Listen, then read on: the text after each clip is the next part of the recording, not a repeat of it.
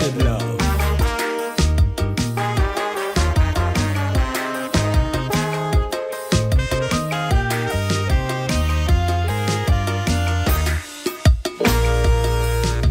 Old people used to say, if your neighbor house on fire, throw water on your own.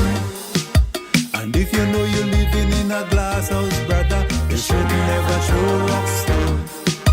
Cause in this game of life, one have to realize, the more you live, the more you learn. Be careful how you go wrong life corners, cause what goes around comes back around. Still in so many ways, some truths to be so cold. Before you could slip and fall, they line up to dig your hole. But this is not the way the master said we should live. To get over the other side, love is imperative.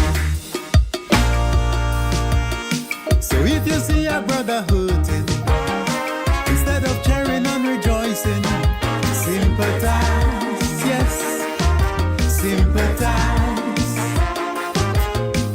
Whatever the circumstances, don't let hatred ruin your chances. Empathize, yes, empathize. Cause there's so much trouble in the world. Don't let the devil infiltrate your soul. Open your eyes and see how beautiful life could be. Cause we can change the world with love. We can only do it with love. So try a little love, just a little love, share a little love and see how wonderful life could be. Give a little love, take a little love, try a little love, and help to shed that mold of love for eternity.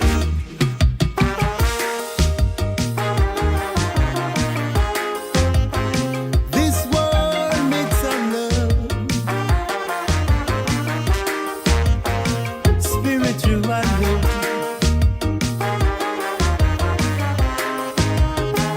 blessed love.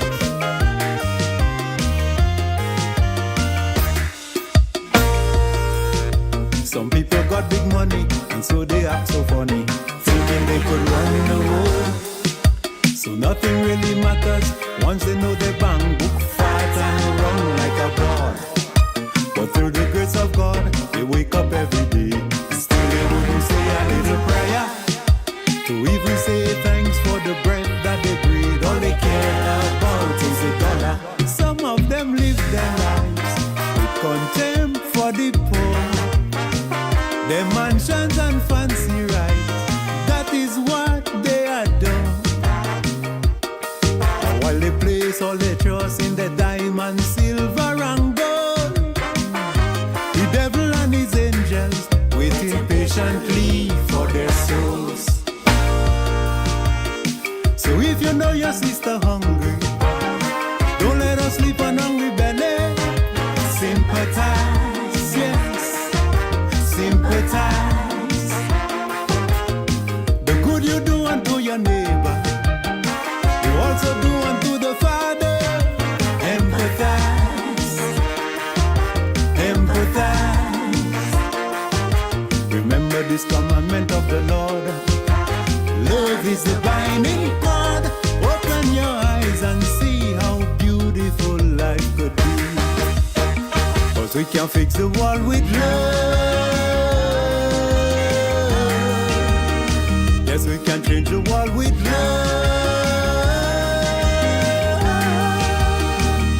So try a little love, just a little love, share a little love and see how wonderful life could be. Give a little love, take a little love, try a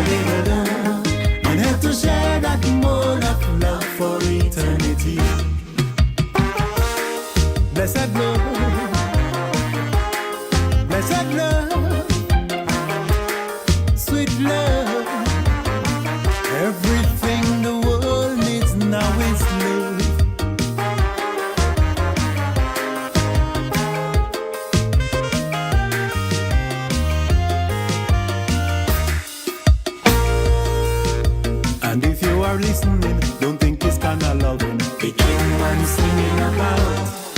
It's a universal love from the creator above. Take this message without a doubt. Cause in many different ways I see people every day giving love to so many wrong things. And sometimes consciously or unconsciously they living their lives in sin. Cause man was not meant to be living in drunkenness. No, cause you got to be sober to enjoy spiritual bliss. So if you only proclaim your love for things of this world, there is no if, no but, no maybe. You'll suffer the loss of your soul. It's time to do some real soul searching. Are you happy with the life you live in? Analyze, yes, analyze. You can't afford to make that mistake that will bring you eternal heartbreak. Scrutinize, yes, my brother, scrutinize. Isaiah 53:6 say, we all like sheep, long gone astray, but open your eyes and see how wonderful life could be. Yes, we can make it up with love. Yes, we can fix it up with love. So pacify your love, rectify your love, reconcile your love, a little love and see how wonderful life could be. Give a little love, take a little love, synchronize your love, and help to share that mole of love for eternity. Give a little love, take a little love, synchronize your love, and help to share that.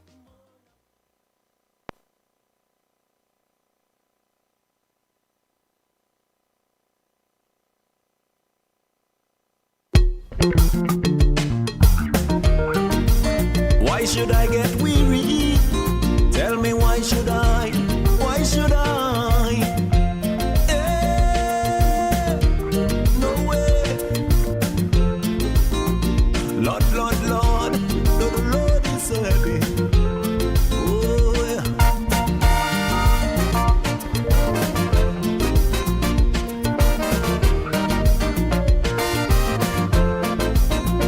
I'm moving on. Yes, I'm moving on. Lord, Lord. Oh, God. From the cradle to the grave, little by little, stage by stage. I never get weary. Never. I never get weary.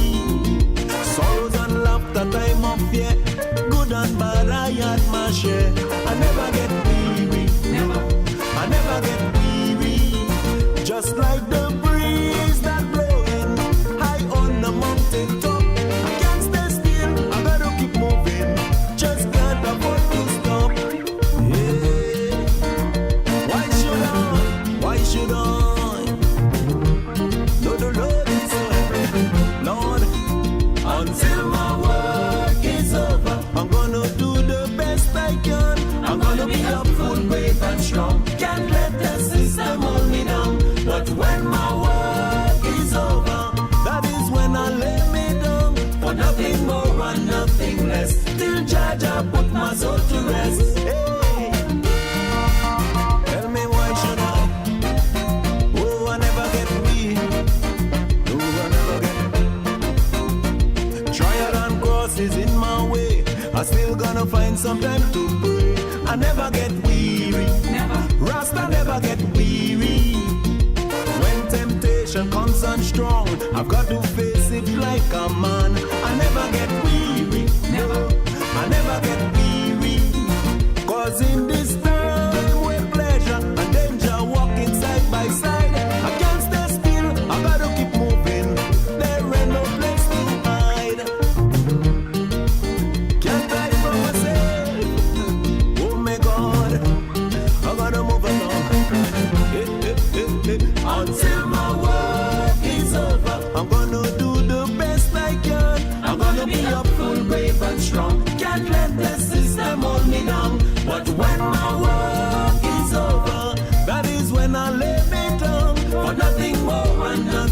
rest. Till Jaja put my soul to rest. Hey! Rasta moving on. Yes, I'm moving on. But Lord, through the valley as I walk, persecutors on my back. I never get weary. Weary, Rasta never get weary. Some say that's what I deserve, so they reward hatred for my love. I never get weary. No, not never get weary.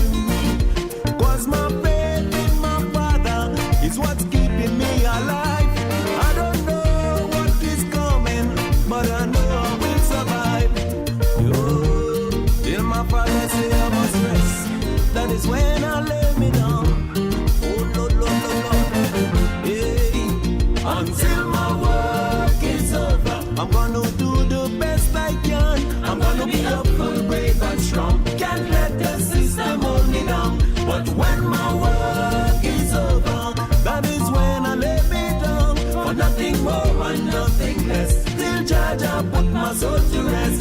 Until my work is over. When my work is over, that is when I'll fly away. Be up full, brave and strong. Oh yes, let the system hold me down. That is when I'll lay me down. Work is over. Till my Father say. Till my Father say. Nothing more and nothing less. I gotta move on. Put my soul to rest. Until my work is over,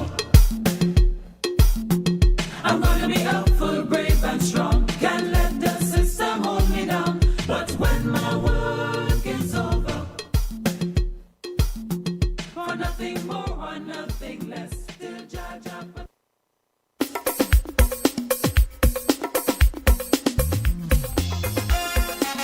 In my Father's house, there are many mansions.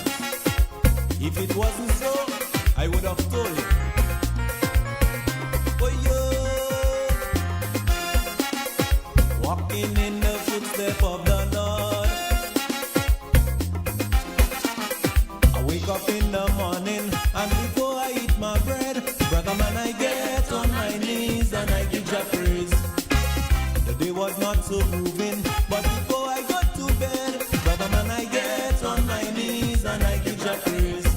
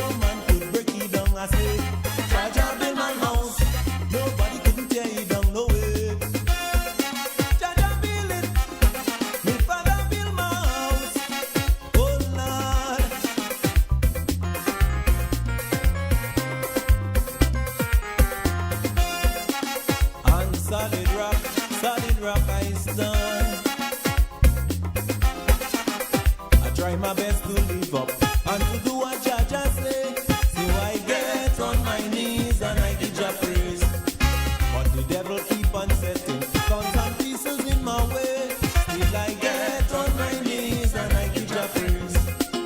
'Cause things could have been so gloomy if Jah didn't love me. Love me. I know things could have been so very foggy if Jah didn't love me. Jah build my house, no man can break it down. Jah build my house, nobody couldn't break it down. I say, Jah build my house, no man can break it down. No way. Jah build my house, nobody couldn't break it down. Tell them he them, stop it, mama guy. Jah watch over right. Jah build my house, no man can break it down. I say, Jah build my house, nobody can break it down. No way. Jah build my house, on solid rock I standing here I am. Jah build my house, I'm walking with my father hand in hand. Jah build my house, with Jah love in my heart I know I can go wrong. Jah build my house, His truth and righteousness will make me strong. Jah build my house, oh me Lord, I praise you in my song. Jah build my house, tell the wicked man I say don't even try. Jah build my house, whether day and night Jah watching over I. Jah build my house, Jah build it so no man can break it down. Jah build my house, whether rain or sun my house will stand up. Think about it first. Boy, mommy, oh, hey. And a good night to Grenada, Carriacou, and Petite Martinique. Once again, it is time for Talking Points. My name's Sheldon Scott. I'm here with you up until the 10 o'clock hour. Aligi dan dan do, di dan dai. Hey, hey. Oh boy, as a calypsonian, the true voice of the people, to lead you on the right path, I'm responsible.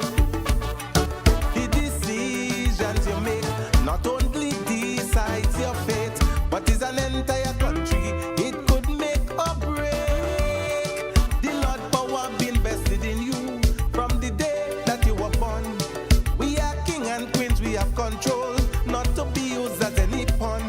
That God-given gift so we can know what is right from what is wrong. And in everything that we do, always in for positive outcome. Look before you lead, 'cause what you sow you reap. If some people had looked before the leap, we would not have been in what we in now, eh? Look before you end up in a big heap of look before you leap. For curiosity, take a peep. Look before you end up. A good night to all of you joining us via One Soca Radio. All of you joining us via We Noise Radio. Drowning in the deep. What I'm trying to tell you, don't jump unless you show about it. Don't jump. And let me say a special good night to Mr. Samuel Jackson and Mrs. Bernadette Jackson out there in Brampton. Yeah. All the love coming from your kids, your grandkids, and everyone else in the family, wishing you God's continuous blessings. Yeah. Don't act like So Mr. Sam Jackson you're mad. and Mrs. Bernadette Jackson, good night to both of you. It might be too dangerous. Think about it first. I heard some news about one of my listeners there, and Until you leave the rock, and not turning back. No, try to avoid disaster. Oh, yo. Don't let selfishness and greed be your hindrance. This will surely block your way once given a chance. And all the strides you have made to progress that will fade, and all the goals that you set out for suddenly is all grain. Be a leader and don't just follow, or you could end up following clowns, or you could be like birds that should be soaring, but somehow can get off the ground. With yes, indeed. every step. And let me go through the promos tonight, early, yeah. Yeah. Let me go through this early tonight. Nice. Remember the meet and greet that's coming up this Saturday. Yes, indeed. That is being organized and has been organized by Mrs. Sonia Penny. Good night to you, Sonia. And Jay, Mr. Jay Marisho. Good night to both of you. And drinks will be on sale. Indeed, there'll be free food, so go and get your oil down and them. You understand how the thing does go? Nice, right? Prizes to be won. I say oil down like if I know the people could get breadfruit. Prizes to be won, and it starts from 1:30 this Saturday. That's going to be at J. Marisho's residence in Belmont St. Patrick, near to the estate, all right? So it's going to be a meet and greet with a leader of the new National Party and indeed leader of His Majesty's opposition. The lady herself, the Honorable Emlyn Pear. So that's organized by Mrs. Sonia Penny and Mr. J. Marisho at J. Marisho's residence, Belmont St. Patrick, and it starts at 1:30 this Saturday. The new National Party After Work Lime, yes, it is upcoming. It'll be taking place next week, Thursday, and it starts from 4 p.m. at the new National Party headquarters. Food and drinks on sale. They'll be having different games and so on as well. You get the chance to interact and mingle with various members of the new National Party. So that is taking place next week, Thursday. No, not tomorrow, Dudu. Next week, Thursday. Right? As the Carnival edition of the After Work Lime New National Party. Good night to you, Mr. Nimrod Oliver. Hope that you're having an absolutely fabulous night tonight, my brother. And then K&R Bookstore, all you go get all your, you see, 2 for the price of 1. Go and buy the one and get the next one. Help yourself. All you stick in. I find, watch. K&R supposed to call me and tell me, yo, ease up on that thing now, boy. Too much people. We run out of supplies. All you're supposed to be calling and tell me them kind of thing. Yeah, don't wait until after the carnival and then you're going and getting, go and get your local dandan and them things sorted out now, right? So go and get, no, they don't sell uniforms. Go and get your backpack, your pencils, your erasers, your pens, your highlighters, markers, notebooks, all those things. Buy for back to school, buy one, get one free on all school supplies. So let's see, look, they have it big and thing here. Right. Buy one, get one free on all school supplies. So go on there and support K&R Bookstore there in the Bailey's building. That's on the right-hand side coming down H.A. Blaze Street there, the new Bailey's building. Yes, you're going inside there and they are right there. Nice, beautiful. One Soca presents this Saturday for those of you up there. Yeah, I say up there we are talking to. Those of you up in New York. Nice. Yeah, they had the $10,000 bingo. Jackpot prizes of $3,000 and the big prize of $10,000. Doors open at 6 p.m. Games start at 8. Tickets only $40, and it's taking place at the Mechanics Temple, 65 Putnam Avenue, Brooklyn, New York, 11238, hosted by Hercules. And music by Mixmaster Gus. Watch, I can't help it. I have to say Mixmaster. That's one only thing, I have to say it like that. Yes, indeed. My good looker friend here, just remember, yes, my good looker friend Kilani. And wait, I didn't think that. No, we want them to see it. Yes, that's the account number and thing. Nice. Yeah, we're not forgetting we look a friend. Take your brand to the next level. Look no further than the Chameleon Design Studios, the creative powerhouse behind Key Central and dozens of standout brands across Grenada and beyond. From web designs, animations, and motion graphics to custom video productions, we bring your visions to life with unmatched efficiency and professionalism. Need a logo? Logo design starts at just $1,500. And our starter pack includes brochures, call cards, and letterheads. Whether you're launching a new business, revamping your identity, or telling your story visually, Chameleon Design Studios is the new face of designs. Call us now at 1473-422-8601 or scan that QR code. Follow us on Instagram at chameleon_473. Let's communicate. Call us today. For more information, contact We Noise TV at 929-445-4463, or you can email us at wenoisetv@gmail.com. We Noise TV, the leading streaming provider. Anytime, anywhere, any screen. Access to your favorite HD contents with prices as low as ever. Choose from monthly, quarterly, or yearly payments. This worldwide service is flexible for you to keep up with all your favorite programs, shows, movies, and local programming from home no matter where you travel to. Worldwide TV channels right at your fingertips wherever you are. Latest in live sports, binge watch all your favorite TV shows, movies on demand, videos on demand. You can pause, rewind, fast forward anytime. Never miss 1 minute in entertainment important to you. No contracts, no added prices for sports or premium packages. We certainly don't have to pull tricks like cable and satellite companies. Our product speaks for itself and beyond. We Noise TV. We have everything like Netflix, Disney, Amazon. Watch your favorite movies, TV shows, and series with our services. With our service, you will get rid of all other subscriptions.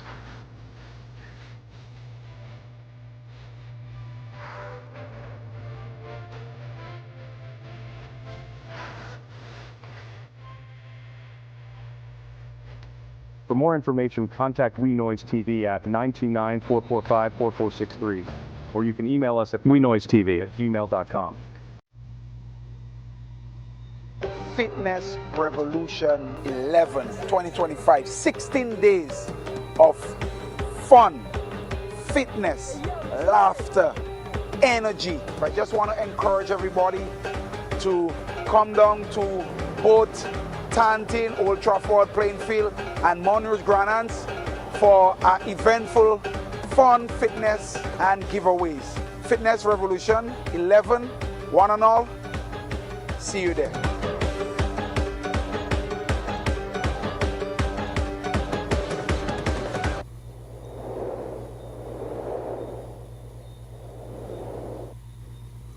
Yes, indeed, folks. So, yeah, watching Fitness Revolution. Watch Fitness Revolution. I think I need to start coming here. I think I need to come in and get some. You understand? I think I need to organize and come in and them kind of thing. You understand? Yeah. I think I need to come in and see all you soon. You know? Yeah, I really need to have a revolution in my fitness. Yes, indeed, folks. Let me just play this one quickly for you all. Let me just play this one quickly. I wish to speak directly to our young men, those already entangled in crime, especially gun violence. Brothers, I know you face pressure. Most of us cannot fully imagine what you experience. Maybe carrying a weapon feels like the only way to protect yourself, to earn respect, or simply to belong. But I ask you today, where does this path lead you?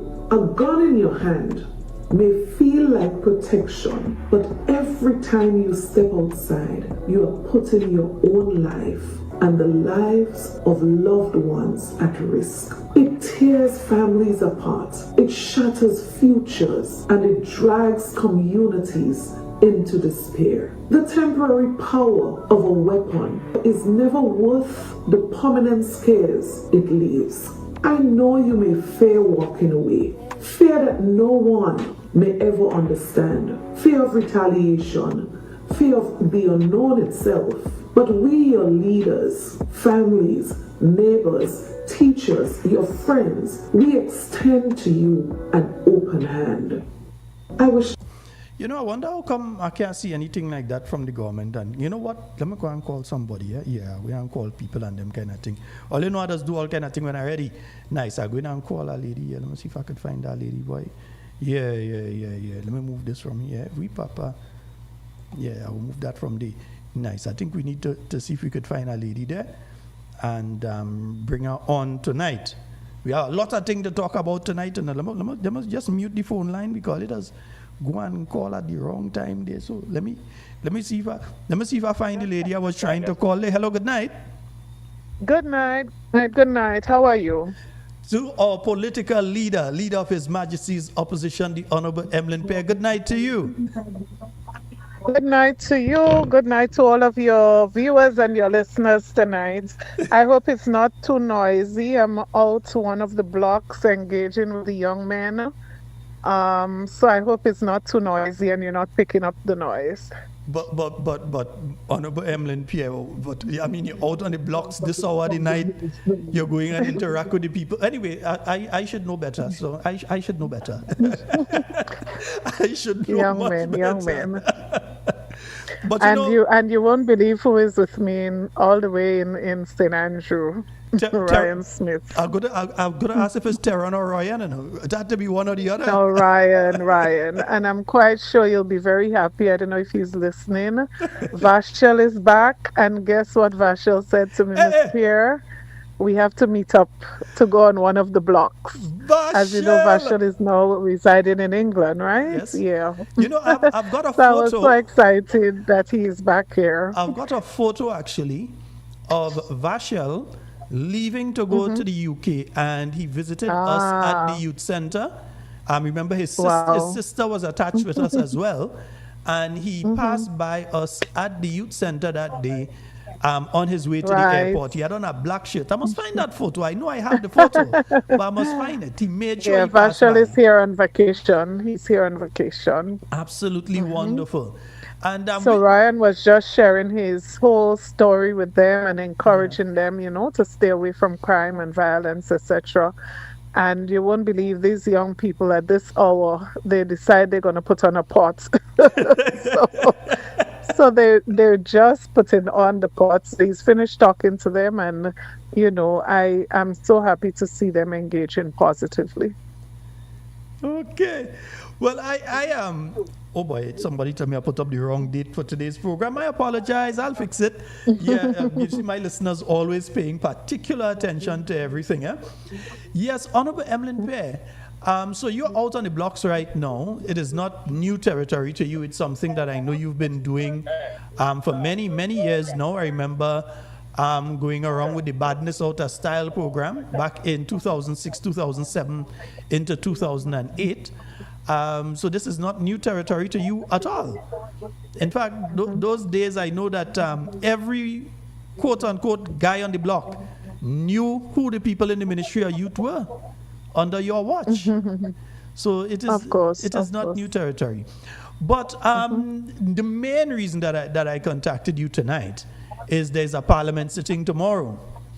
And I'm going over social media right now, listening to the radio and listening to other programs right now. There is a lot of concern in relation to some of what is being brought to Parliament tomorrow. Give us a little rundown. I have a video from you that I'll play a little later on, but give us a little rundown on your views, the views of the New National Party in relation to the bills that will be put forward tomorrow. Well, let me start with the one that's creating most controversy out there and most conversation out there, and that is the bill to reduce the age from 18 to 16, civil legal responsibility.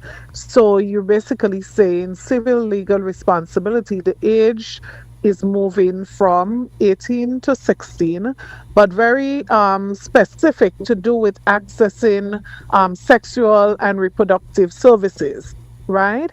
But the law also is designed in such a way that the Minister for Legal Affairs can make a decision to reduce that even further as it relates to a child as young as 12 years old.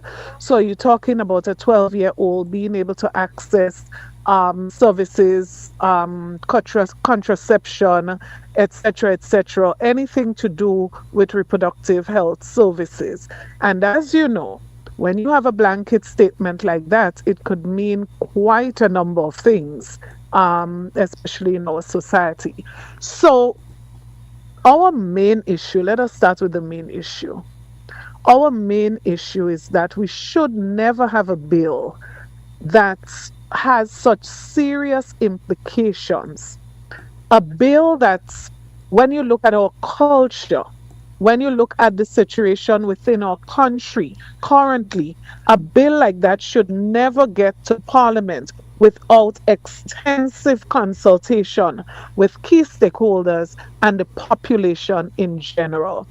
So you ask any church leader in Grenada, were you consulted on this? And we have checked with all of the umbrella bodies as it relates to the religious community. And they have no clue, actually. In some cases, I had to share the bill with them, right? So a church community was not involved. The Bar Association other legal persons sharing their opinion on this piece of legislation, they too were not engaged and involved in this process. And so, if you go from sector to sector, civil society, we engaged again with civil society, and they cannot point to the fact that the content of this legislation specifically was discussed with them, and that they gave their contributions and their feedback, their opinions on it. So this cannot be accepted. And so we engaged, we met as a team yesterday, and we engaged the government this morning, as people would say, bright and early this morning.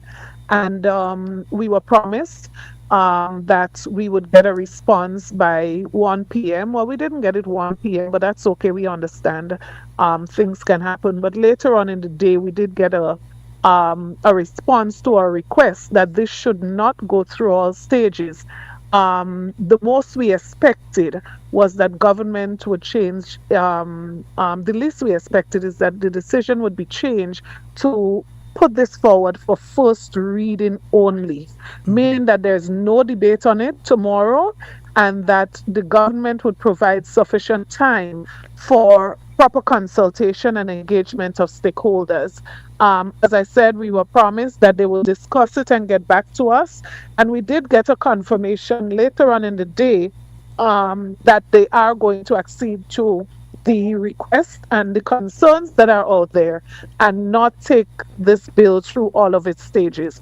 So as an opposition, we are very, very happy about this, because I believe our society would have regretted a decision to go through with this without consultation, engagement, and taking the right decisions. I remember a conversation with one member of parliament this morning, and the individual from the upper house actually said to me, morality, right, is the wealth of our nation. And when you examine this bill, there's serious concern. And this individual was speaking from one of our religious communities. And so I am happy to say that, as promised by the government side, they would not proceed again to take the bill through all of their stages. And so it would give enough time for the entire population to get involved in the conversation surrounding this. Okay, so that includes, as it relates, that is the bill that was speaking to number one, where fathers would not have been able to ask for a DNA test. So you're basically stuck and things like that. Because I saw that. So all of the being put forward bills as well. relating to children, they are now going to be for first reading only. So there are two other bills that are going to go through all of the stages tomorrow. And those bills relate to changes to the oath of allegiance, right? And I believe I had shared with you the New National Party's position, the opposition's position on this. We have absolutely no problem with changes to the oath of allegiance, none at all. We believe that persons taking the oath of allegiance should take an oath of allegiance to Grenada and not the monarchy, right? Should not be the king or the queen when it's relevant. It should be Grenada. However, while we Honorable Pierre, you've gone for some reason. You've gone. I know that you're out in the field, so you've gone. You went off. You went off for a brief second there, because I know you're out in the field, so your signal dropped, but you're back now. So I think, yeah. So while that's our position, we are in support of that amendment. What we are not in support of, what we are not supporting, is the government pushing and rushing through the parliament, where members of parliament would take a decision to make that change without proper consultation and engagement with the Grenadian population. In addition to that, several lawyers alternatively have raised serious concerns as to whether or not a referendum is necessary or not necessary. right? And that debate, we don't think that debate has been extensive enough, so that we can know for sure that such a serious change is representative of the general population of Grenada, Carriacou, and Petit that in essence, people of Grenada, Carriacou, and Petit want this. So for us as parliamentarian, we know what we want. We know what we would like to see happen, but we do not want to just speak of our preference. We want to make sure that the people are with us. And if you've listened to debates over the last couple of weeks, you would recognize that there is quite a bit of division as it relates to the difference of opinion on this particular matter. So we are saying, in light of that, in light of the fact that there are many people who are uncomfortable about this rushed approach, in light of the fact that there are many people who don't necessarily agree with the change, and in light of the fact that so many other legal luminaries have expressed different opinions on the matter, we believe that the government should not proceed to pass this just through Parliament in its current form, but to take this to referendum and to ensure that people are generally supportive of this change. So, And especially another thing too, the fact that it went to a referendum before, we are saying all of this is sufficient reasons why we think it should go back to a referendum.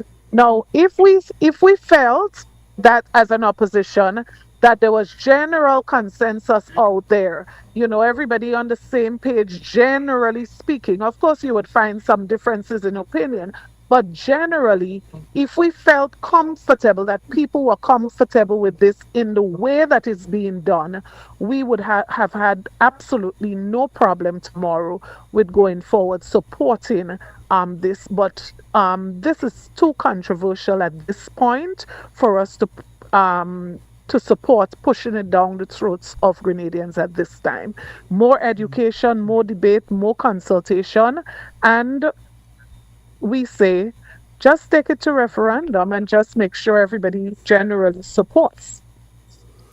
yeah, because, and the thing is that, and I think what most persons need to understand is that this is also going to the Senate on Friday. Yeah. So there's this Well, there undue obviously haste. is a rush. There's a haste with it. And, we are trying to understand why. What's the reason? I mean, I would have loved to see something being rushed to reduce the cost of living right now, something being rushed to address issues as it relates to health care, something being rushed to address critical, urgent issues facing Grenadians at this time. So we would have been quite happy and contented to see, let us say, for example, we say, well, this is the carnival season, so maybe middle of August going backward, going back from there, going forward, sorry, from there, that you begin constituency by constituency, public debate and conversation, discussion on this, right?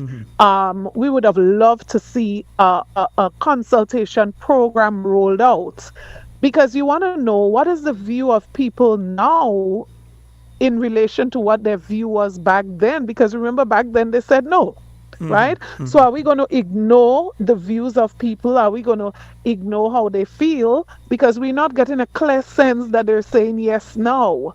So the question is, why do we want to just proceed without getting them on board? If you're speaking anything nationalism, you're speaking about Grenada and the Grenadianism, you want to make sure you have people on board. And hence the reason back then we decided to take it to referendum, whether or not it was necessary. Those who led the process at that time felt it was necessary to take it to referendum. And well, of course, we know the opposition at the time, it was a blatant no to everything. It didn't matter whether it was put Carriacou on the passport, no, right? Term limit for the prime minister, no. It was everything no, in my opinion, simply because you're in opposition. And if you notice, as an opposition, we have a totally different posture. So our no is not because of the side of the house that we sit. Our no is when we feel that it really should be no. It's in the best interest of the country to be no. So that is why our position on the change in question has not changed. It is still yes for us, but we are concerned about the process. We are concerned about the how it is being done. What reason do we have to do this right now? Like this week? Couldn't it be next month, next 2 months? What's the haste? What is the rush? What is it that we trying to achieve, and not being concerned at all how people feel about it? And there's just too much of that kind of approach. Whatever you feel, that's your feeling. Whatever you think, that's your opinion. We just gonna do whatever we think we want to do. That's not how you run government. That is not how you lead a country. Getting people on board is critical, and sometimes the simple way to get people on board is just to sit with them and explain things. It is just to walk them through and to alleviate fear, right? To reduce concerns. And you might be shocked to know that just a series of consultation, everybody might be saying, yes, let's do this and pass it through Parliament in the form of a bill, right? People want to feel that they are part of a process, and that is what democracy is all about. Anything other than that is something else, right? In a democratic country, people want to feel that major decisions, major changes, constitutional changes, that they are engaged, they are a part of, they know what's happening. So when you have the leader of an umbrella body in the religious sector saying to you they have not seen a bill like the one that has to do with civil legal responsibility and the reduction of age for that. When a senior leader in the religious community, right, that person saying, I don't know what this is about, I have not seen the bill, then something is fundamentally wrong somewhere. How could you even think of proceeding to take something to Parliament without even at least engaging our religious leaders on a subject like this? And then you're speaking about one of the bills directly involves the religious leaders. Well, all the bills involve them as far as I'm concerned. But one in particular, the marriage bill, is a bill that affects, because they are the marriage officers. Who are the marriage officers? It's the same religious leaders, the same religious, the pastors, the priests, the all over the island. They are the marriage officers. So it directly affects them. So you're making a change and you're not speaking even to the marriage officers to say, well, we are making this change. Stakeholders must be engaged. And hence the reason there is such a call for that grouping. What did you call it again? Civil society? Well, not civil society, but it's a group that government engaged, inclusive of the civil society, the different sectors. About the, I know what you're talking about. They used to meet at the Prime Minister's office with the trade union. Yeah, the name just slipped me right now. But, any government in office, whether you have all seats or majority seats, right? You want to ensure that you want to ensure that your social partners are on board with key national issues, with major national decisions, things that affect the life of the country, things that affect the people of the country. You want to make sure you have them on board. They may not all agree, but at least if you feel strongly that it is definitely in the best interest of the country, at least the least you can do is to engage and consult with them, right? Consultation, I always say, doesn't mean that everything everybody say that you have to do it exactly the way they said to do it, right? But there's something called courtesy, there's something called respect, there's something called consensus, there's there's just so much value in engaging. At the end of the day, you might make some changes to what your original plan was. At the end of the day, you may change the entire plan, but it's always valuable to engage with the social partners in the country. Indeed, I remember situations before where the new National Party was bringing forward bills and call back the bill. You say, well, okay, we're going to do first reading, or Several times. they say, well, we wouldn't proceed. And this is at a point in time that you had all the seats in the House.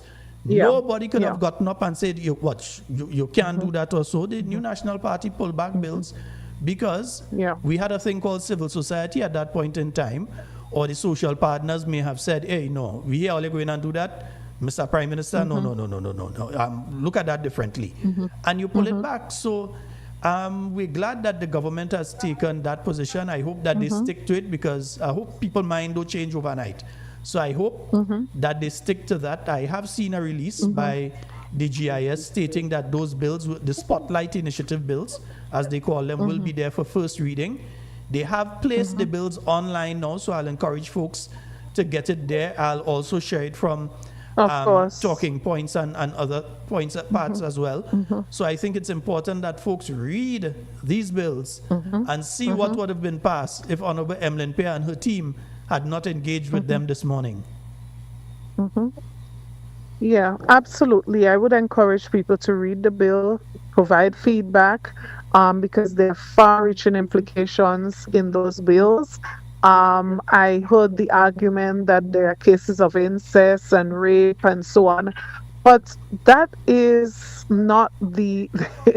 I mean, let's just think about it. As Mr. Ralston Adams, I my mean, late let's teacher just would be have said. real. It's a red Let herring. us just be real, right? So if you have to make some kind of accommodation for exceptions, and I don't want to go into debating the bill right now, but we cannot make excuses for the government even thinking of taking these bills through all the stages. There's no excuse, there's no justification, and I'm happy that the decision was taken to not go through all the stages and to allow for more time, for consultation. Yes, indeed. Honorable Emlyn Pierre, I don't want to take you away from the guys too long, because I don't want Ryan to deal with me. We just finished and I'm about to leave. We just finished. They're going to cook, but of course I have to find a way to sneak out. Yes, indeed. I have to find a way to sneak out. Okay. So we look forward to the Parliament sitting tomorrow again. We're still concerned about the fact that the oath of allegiance is being rushed.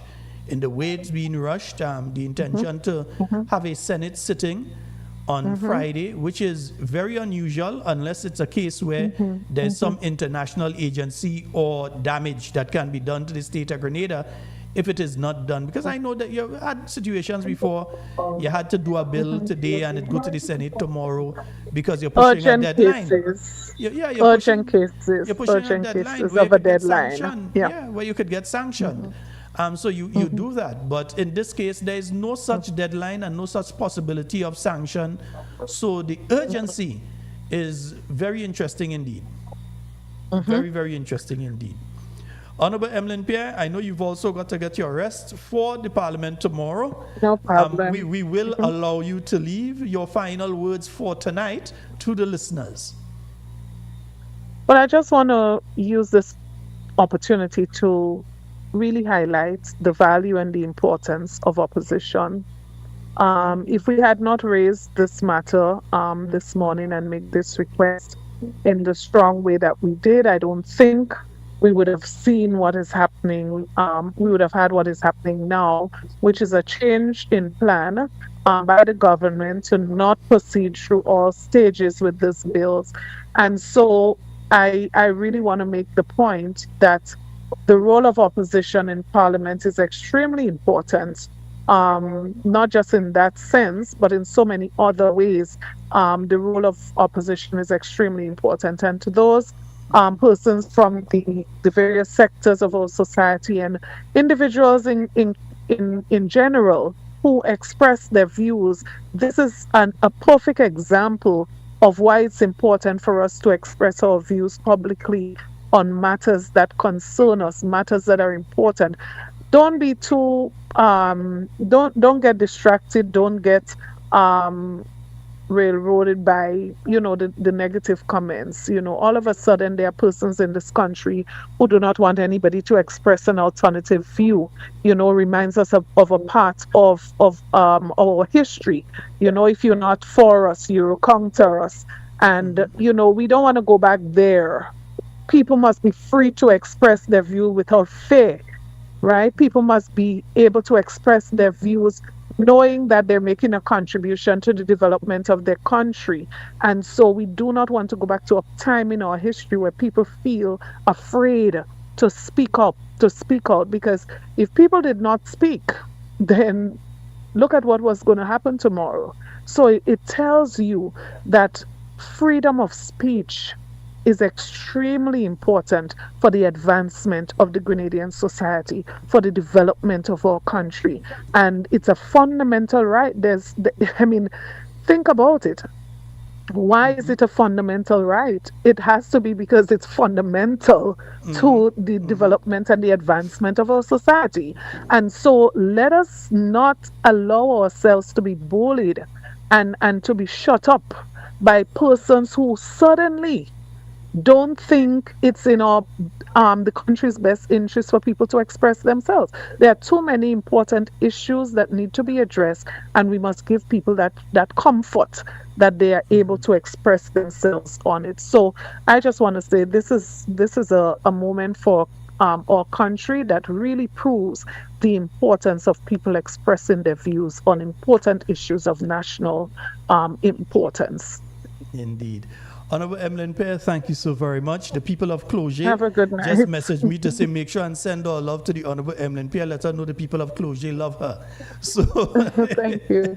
Indeed, you have a wonderful night tonight. Have a good night. All Have right. a good night, Ryan! everybody. He's looking at me right now. I Okay. guess he's hearing you. All right. Beautiful. Okay, bye-bye.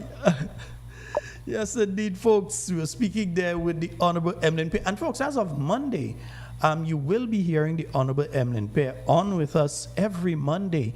You will be hearing her on with us. We have a new segment that we'll be introducing from Monday. So the Honorable Emlyn Pear will be live on Talking Points with us again on Monday. But you know that ain't stopping her from in and between times like these to, give us a little buzz, or we give her a little buzz to talk about a very important issue. Yes, indeed. And let me open the phone lines as well, because I know tonight many of you would want to call in. Carib Spice, good night to you, and thank you so very much. You and the other listeners send the message that I had up the wrong date. I am not in the best of, this afternoon is not it. Folks, I'd like to send out my condolences to the Macphail family on the passing of Mrs. Maureen Macphail.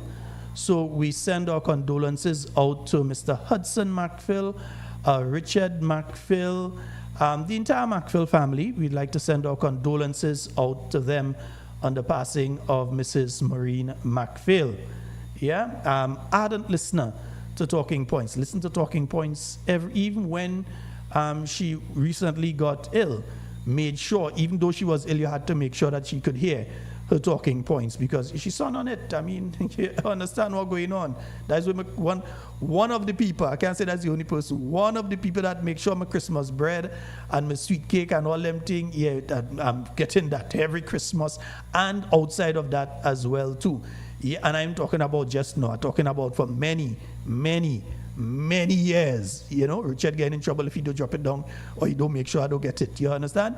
For many, many, many years. This has been so. So it's like you're losing your second mother. So again, I'd like to send my condolences out to the Macphail family on the loss of Mrs. Maureen Macphail, a beautiful, lovely lady. Yeah, that's a lady, believe me. So we send our condolences out to them. So folks, as mentioned a short while ago by the Honorable Emlyn Pear, the government has decided that they are going to do only the first reading of the bill.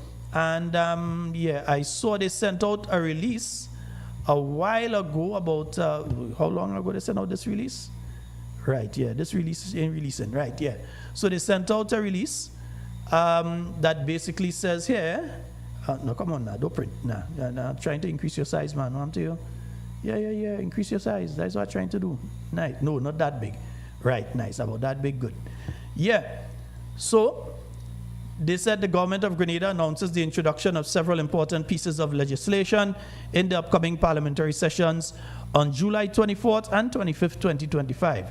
These bills represent significant steps towards enhancing children's rights, addressing gender-based violence, and advancing Grenada's constitutional development.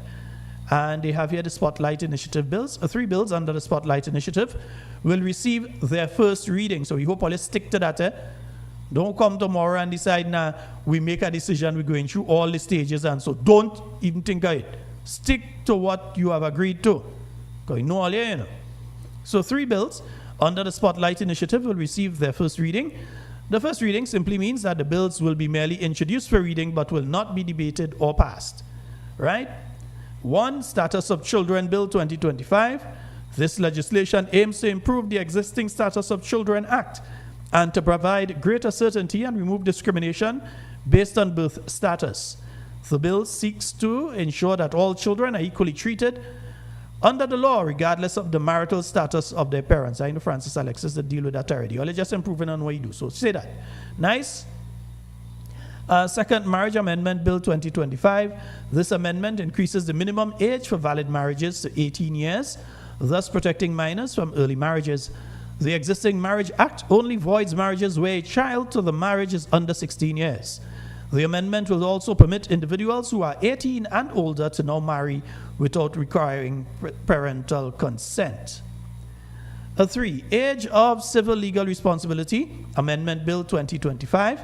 This bill seeks to allow minors aged 16 or older to access sexual or reproductive health care without parental consent, especially in circumstances which may pose a danger to the health or well-being of minors, but where their parents may nonetheless not consent to them having access to such healthcare. Where did I see the word alternative? Yeah, such healthcare.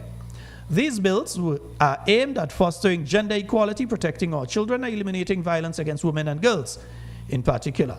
Grenada is one of 6 Caribbean states participating in this initiative, which also includes countries in Asia, Africa, Latin America, and the Pacific. And then the Oath of Allegiance Bill. This bill will be taken through all stages. The Oath of Allegiance Bills number 1 and 2 will be taken through all stages in the House of Representatives. This constitutional amendment changes the Oath of Allegiance prescribed in the Constitution, removing references to His Majesty King Charles III, his heirs and successors, and replacing them with Grenada. This amendment represents an important step in Grenada's constitutional development and national identity, and aims to ensure that public officials and high functionaries swear allegiance to Grenada and the people of Grenada on their assumption of high office, consistent with the Pledge of Allegiance and the national anthem. The public is encouraged to stay engaged on these important legislative developments. The government will continue public education sessions. Okay, we hear you. The government will continue public education sessions on these legislative changes. And then they have given links to each of the bills so that you would be able to download, read, and then comment in relation to these. And don't leave it until the day before to go and say something. Go to the GIS page. You see there? GIS page. Go there. Get the bills now. Download them. Read them through. Yeah, you have a lawyer partner, you don't understand some of the legalese, the legal language in it. Talk to your lawyer friend and get the information yourself. Yeah, don't let anybody come and tell you, is that in it and you don't know. And no. Go and get it and check it for yourself. But we've moved now from what the Prime Minister was saying, defending yesterday evening on DMs with the PMs. The Prime Minister was defending them bringing the bill and passing it. He was defending that. I'll forget, no, he was on DM with the PM last night. Yeah, telling us different things. Yeah, change your mind now, though. Yeah, all thanks to the opposition. Hi, good evening to you, Aaron, and good evening to the Prime Minister. I think I have the wrong one there. Let me just get the the proper thing. Yeah, that's not the right one. What kind of thing you doing with that? No. Hi, good evening. Prime Minister, your administration has submitted a bill for approval in Parliament that will reduce the age of civil responsibility from 18 to 16 years so that minors will not have to seek permission from parents when they require sexual and reproductive health treatment. When will there be consultations with stakeholders on this bill? I must also state, as a parent, I am against this bill, and I would like to have a forum to debate this issue. All right, so thank you for that, and I'm happy. In a sense, this is a forum to debate the issue, so I'm happy for you indicating your views on the matter. I wish to point out that there has been extensive consultation on these matters. These are actually all matters that this administration met when it came into office. As recently as yesterday, I was pointing out to someone that when I just joined the political arena and I became leader of the National Democratic Congress, one of the first public events I attended was an event at Spice Basket, which was then being led by a team that was leading what is called a Spotlight Initiative, which main focus is on gender-based violence, providing access to women, including young. Wait, only when you became political leader, so you was never interested in those kind of things before? It's only when you became political leader that you become interested. Okay, we're just confirming. Okay. Access to sexual and reproductive health. At the time, the minister who was leading this initiative was the Honorable Delma Thomas, who was then the minister responsible for those matters. And this has been an ongoing project or program spanning years. As I said, we're talking as far back as when I got involved, 2021. And even before that. So there's been extensive consultations on these issues. I think what happens sometimes is that because the consultation is so extensive and so long that by the time the bills come to Parliament, people forget that there were extensive consultations and that it appears as if out of the blue some bill is being rushed through Parliament. So that's not the case. And I want to take the opportunity to just perhaps provide some rationale over this issue. And I think it's important because oftentimes we don't take the opportunity to explain a lot of the historical or legal context about things related to sex. First of all, there is no age of consent for having sex in Grenada. And that's a very, very, very ill-advised, I think I'm using too much of a nice word, but a very ill-advised statement to make as the Prime Minister of Grenada, no matter what comes after it. That is a very ill-advised statement to make that there's no age of consent in Grenada. Very, very ill-advised. Yeah? All right. Criminal prohibitions on persons who are of a certain age, specifically persons who are adult, or I would put it this way, 17 and over, having sex with persons who are 16 and under. And if you do so, then you're liable, even if the 15-year-old consented. If you're 18 or 19 or 20 or anything like that, you're liable to be charged criminally because for criminal purposes, the law says if you're under 16, you cannot give consent. That's the first thing. Second, I want us to understand what we are trying to address. We are trying to address instances where young people need access to sexual or reproductive health.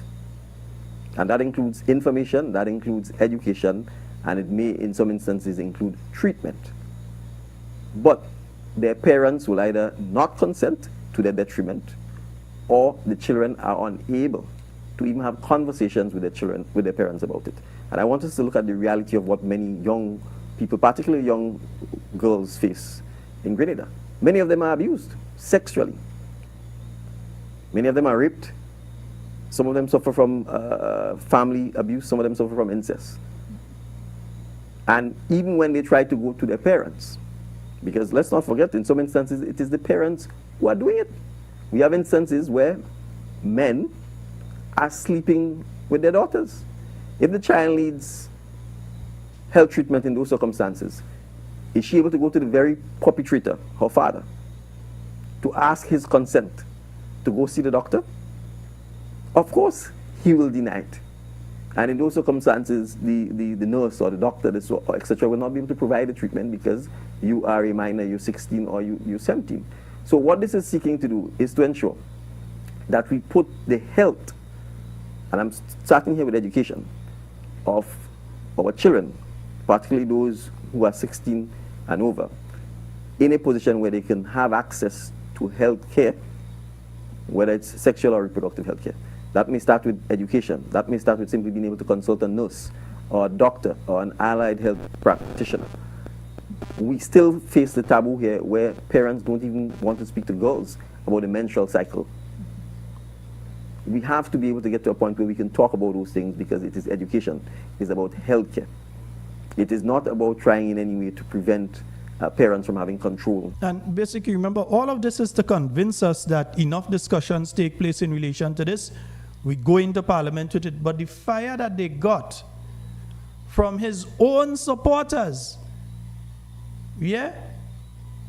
his own supporters, you check social media, and you realize the churches, their own supporters, and then the new National Party came out heavily against what is being proposed there.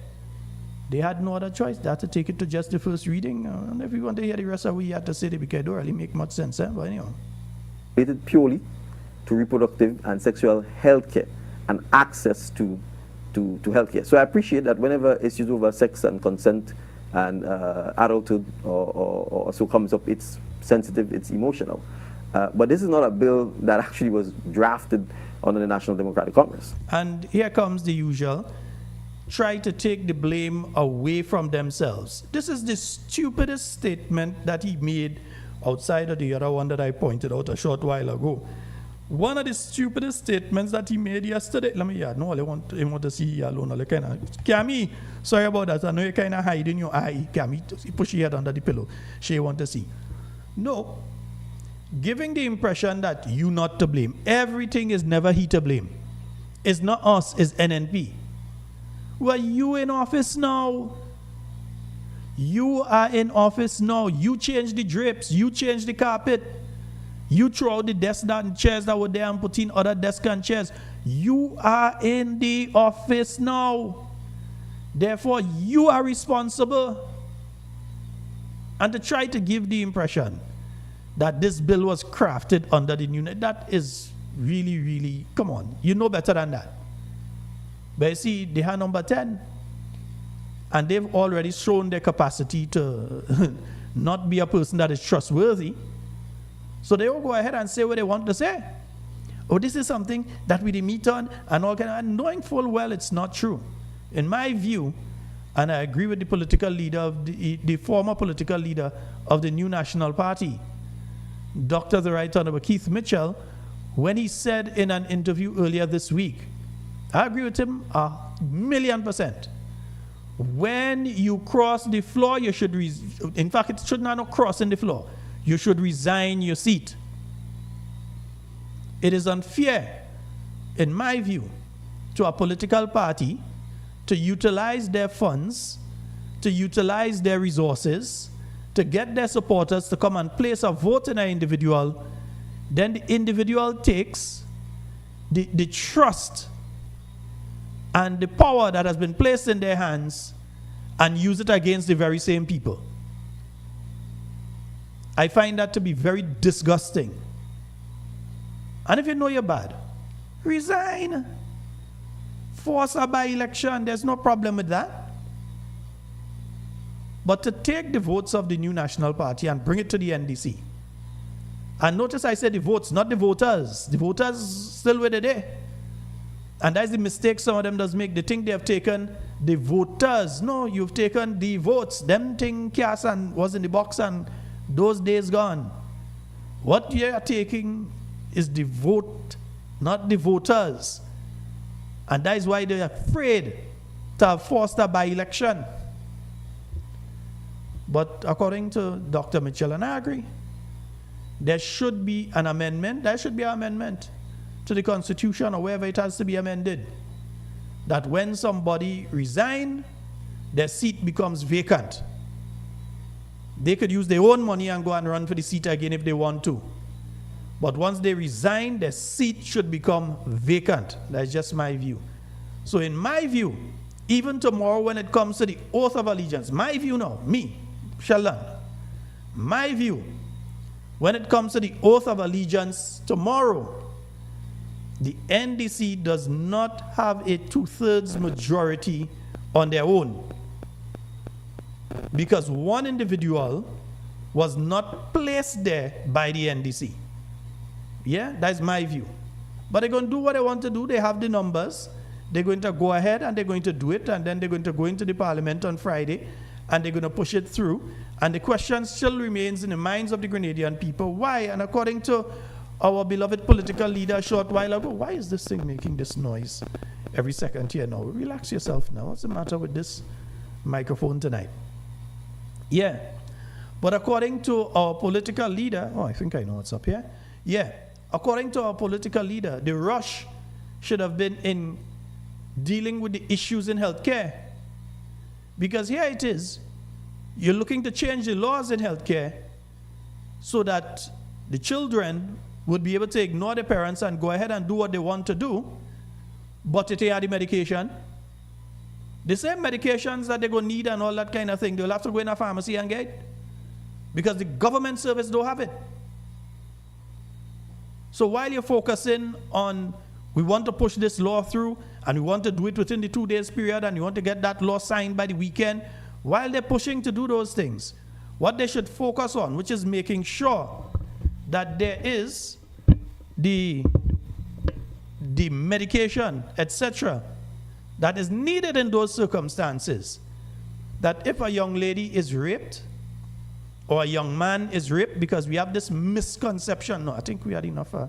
Yeah, I think we had, sorry, Olya, I think we had enough. Yeah. There's this misconception that only females get raped. No, face it, men get raped too. Yeah? Men don't generally report it. Men get raped too.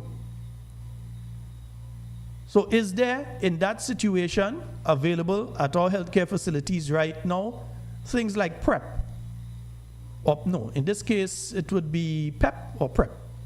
PEP or PrEP, one or the other. That is the medication that they give an individual within 72 hours after they are raped or so on, so that you can avoid them contracting HIV.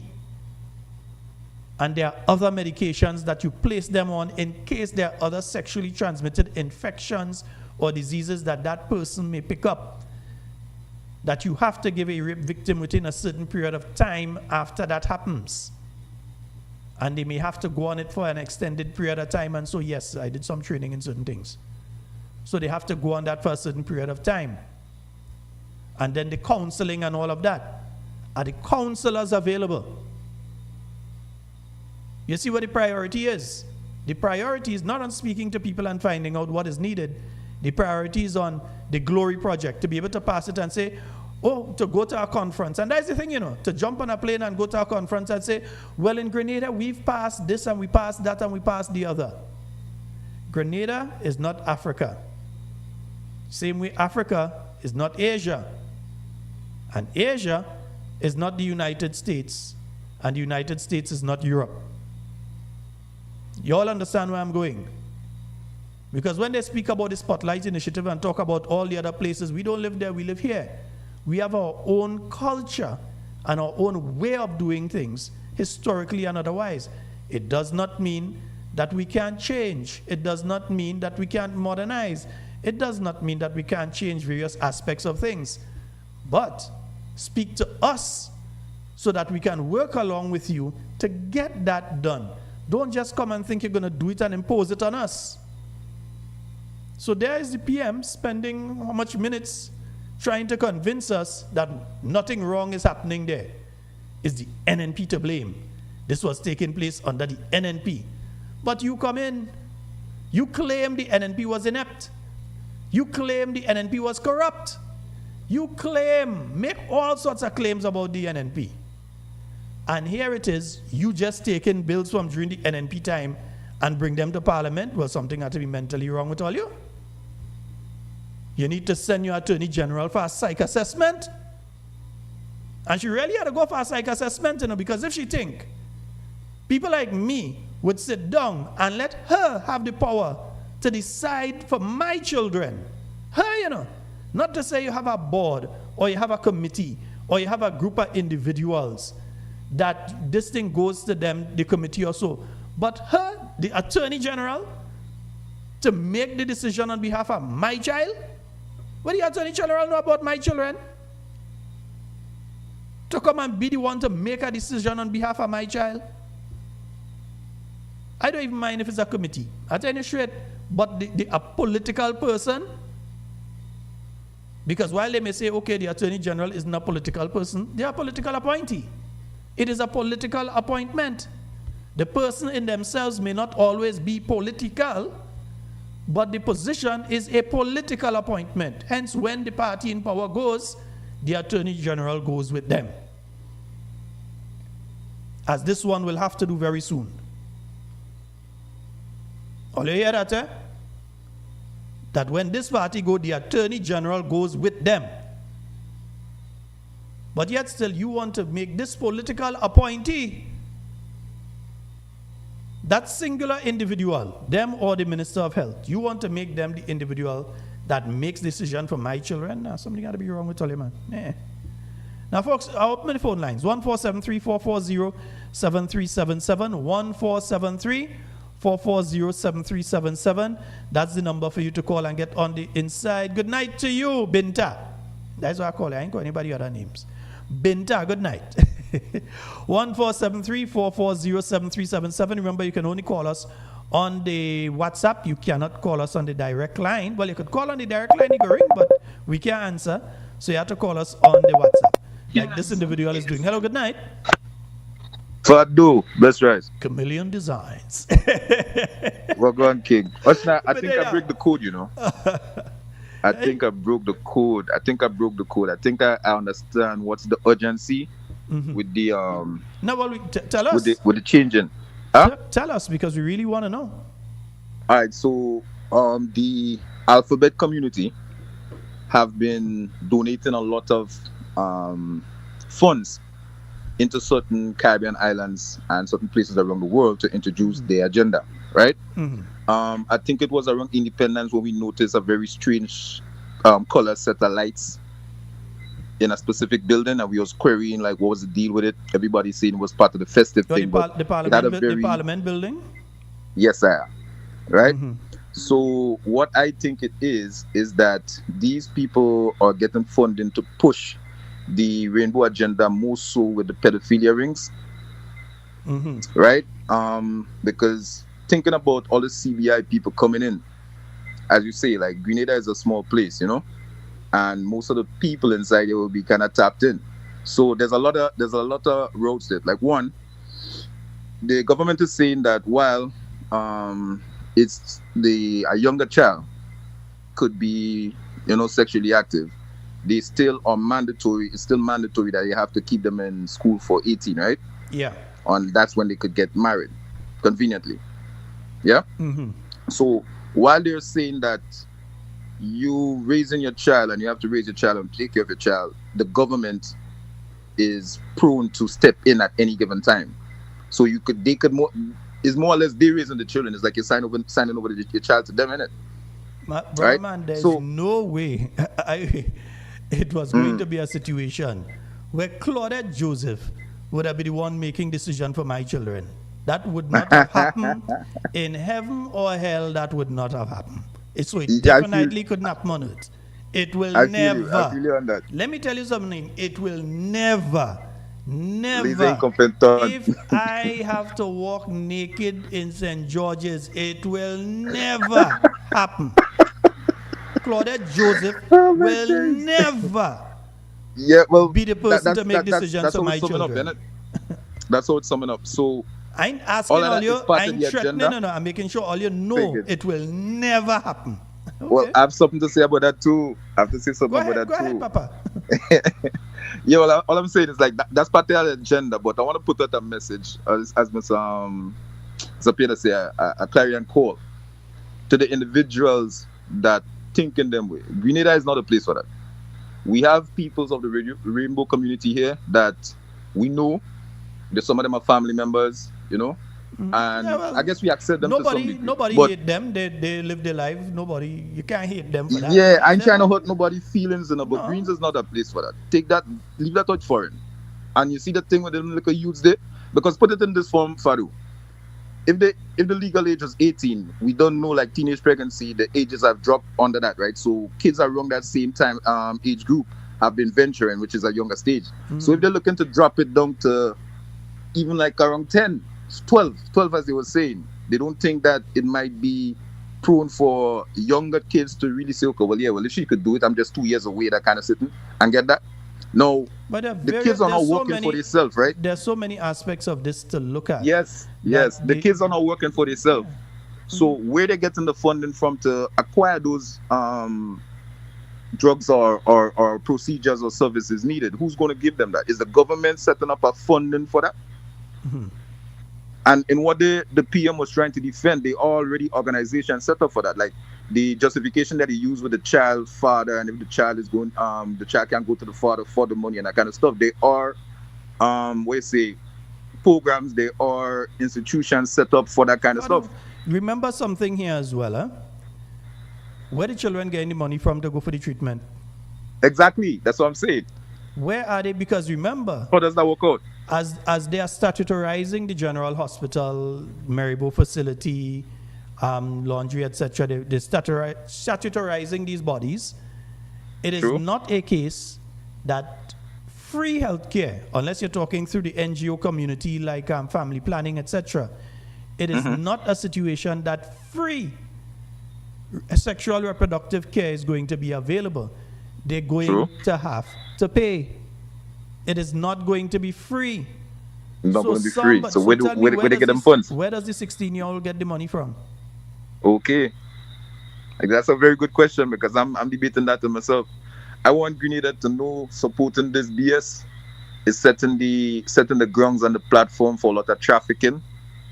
Yeah, it's going to have a lot of people that's coming with that agenda, because they are actually clips, videos online showing Grenada as sexually liberated and sexually free, and women this and women that. What they're saying is like an easy pickup. I don't know if the general public is paying attention to them information. YouTube is getting rid of those because the AI generated, what they call them again? There's a word that they use for them, slop. AI generated slop. They're just there to generate income. So they created, I've seen the video, but they've also created a similar video for nearly every island in the Caribbean. Basically telling people that people sexually liberated in Grenada go there, women are easy to get and men easy to get and that kind of thing. But it's AI generated by individuals who are just looking to make a quick buck. A quick buck. But look at the ripple effect of it, because recently we know that one of the biggest or fastest business ventures right now is like adult clubs, isn't it? I wouldn't know, like, brother. Oli was telling me about it last time. I was well, inside with my child. You get me? So you can see the ripple effects of it. So one, we have the entertainment, which is controlled by those individuals itself, pushing that kind of narrative. We have our leader structure right now in Grenada, changing it or terraforming it to accommodate that. So what do you think the ripple effects would be? Like, this is madness. Fadu, I don't tell you already, this is madness. This is but not telling them people and them this again, is madness. I telling them again, don't bring that thing wrong here. If a foreigner get it from, leave it over there. You will have a lot of problems. Fadu, it didn't have single mothers working all these years by themselves, trying to take a child and bring a child to something. You have single fathers doing that, only for the government to come and say, no, here is the scene.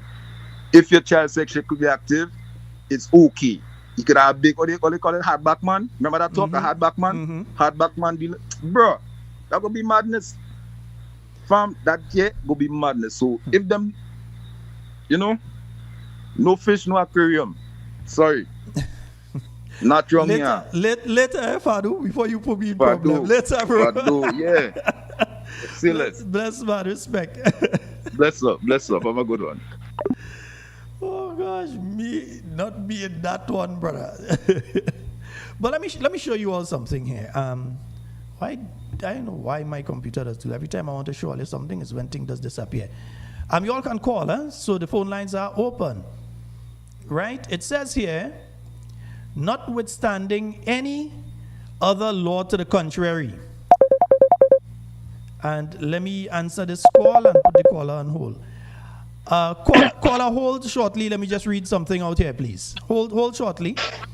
So it says here in this, notwithstanding any other law to the contrary, the minister may, in consultation with the minister responsible for health. So the minister here, meaning the minister of legal affairs, meaning Claudette, in consultation with the minister responsible for health, meaning tell us what, if he or she is satisfied that there is good cause to do so, by order, publish in the Gazette. So you're going to publish them children name in the Gazette, provide that a minor who has attained the age of 12 years but not yet attained the age of 16 years shall have the legal capacity to consent to any sexual or reproductive health treatment specified in that order, including diagnostic procedures, and his or her consent shall be effective as if the minor were of full age. I tell you, there is no way I am allowing Claudette to have the power to make any decision for my children. And plus, published in the Gazette, are you going to publish the name of a 12-year-old who's sexually active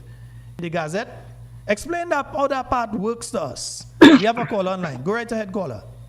Hi, good night, Sheldon. Good night, Talking Point family. You there? Nurse back, Sheldon. All right, wonderful. Sheldon, I didn't get to see much of it because when I'm at work, I don't get to see much of what's going on. But I have a little concern.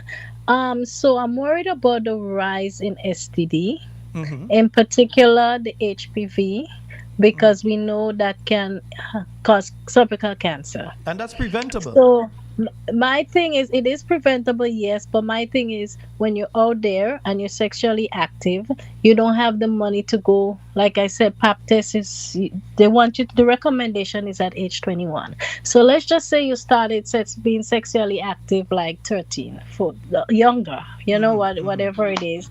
And you don't, HPV, you don't usually have like a marker where you say, okay, well, I feel this, so let me go and see I have HPV. Most of the time it's asymptomatic. So by the time you realize you have it, you don't have the cancer already. No, these kids, and then by the time they reach childbearing age, let's say they reach 20 something, and you look and you'll have to have a hysterectomy. They remove all of that. How are you going to have kids then? And right now there are several ladies under 30 who have had that hysterectomy. And that's what I'm saying. I know of at least 3 under the age of 30. And then once one you have under the age of 40 and 3 under the age of 30. And once you have that, you, like I say, your day is done for kids. No more. How you it's gone. You can't, that's it for you.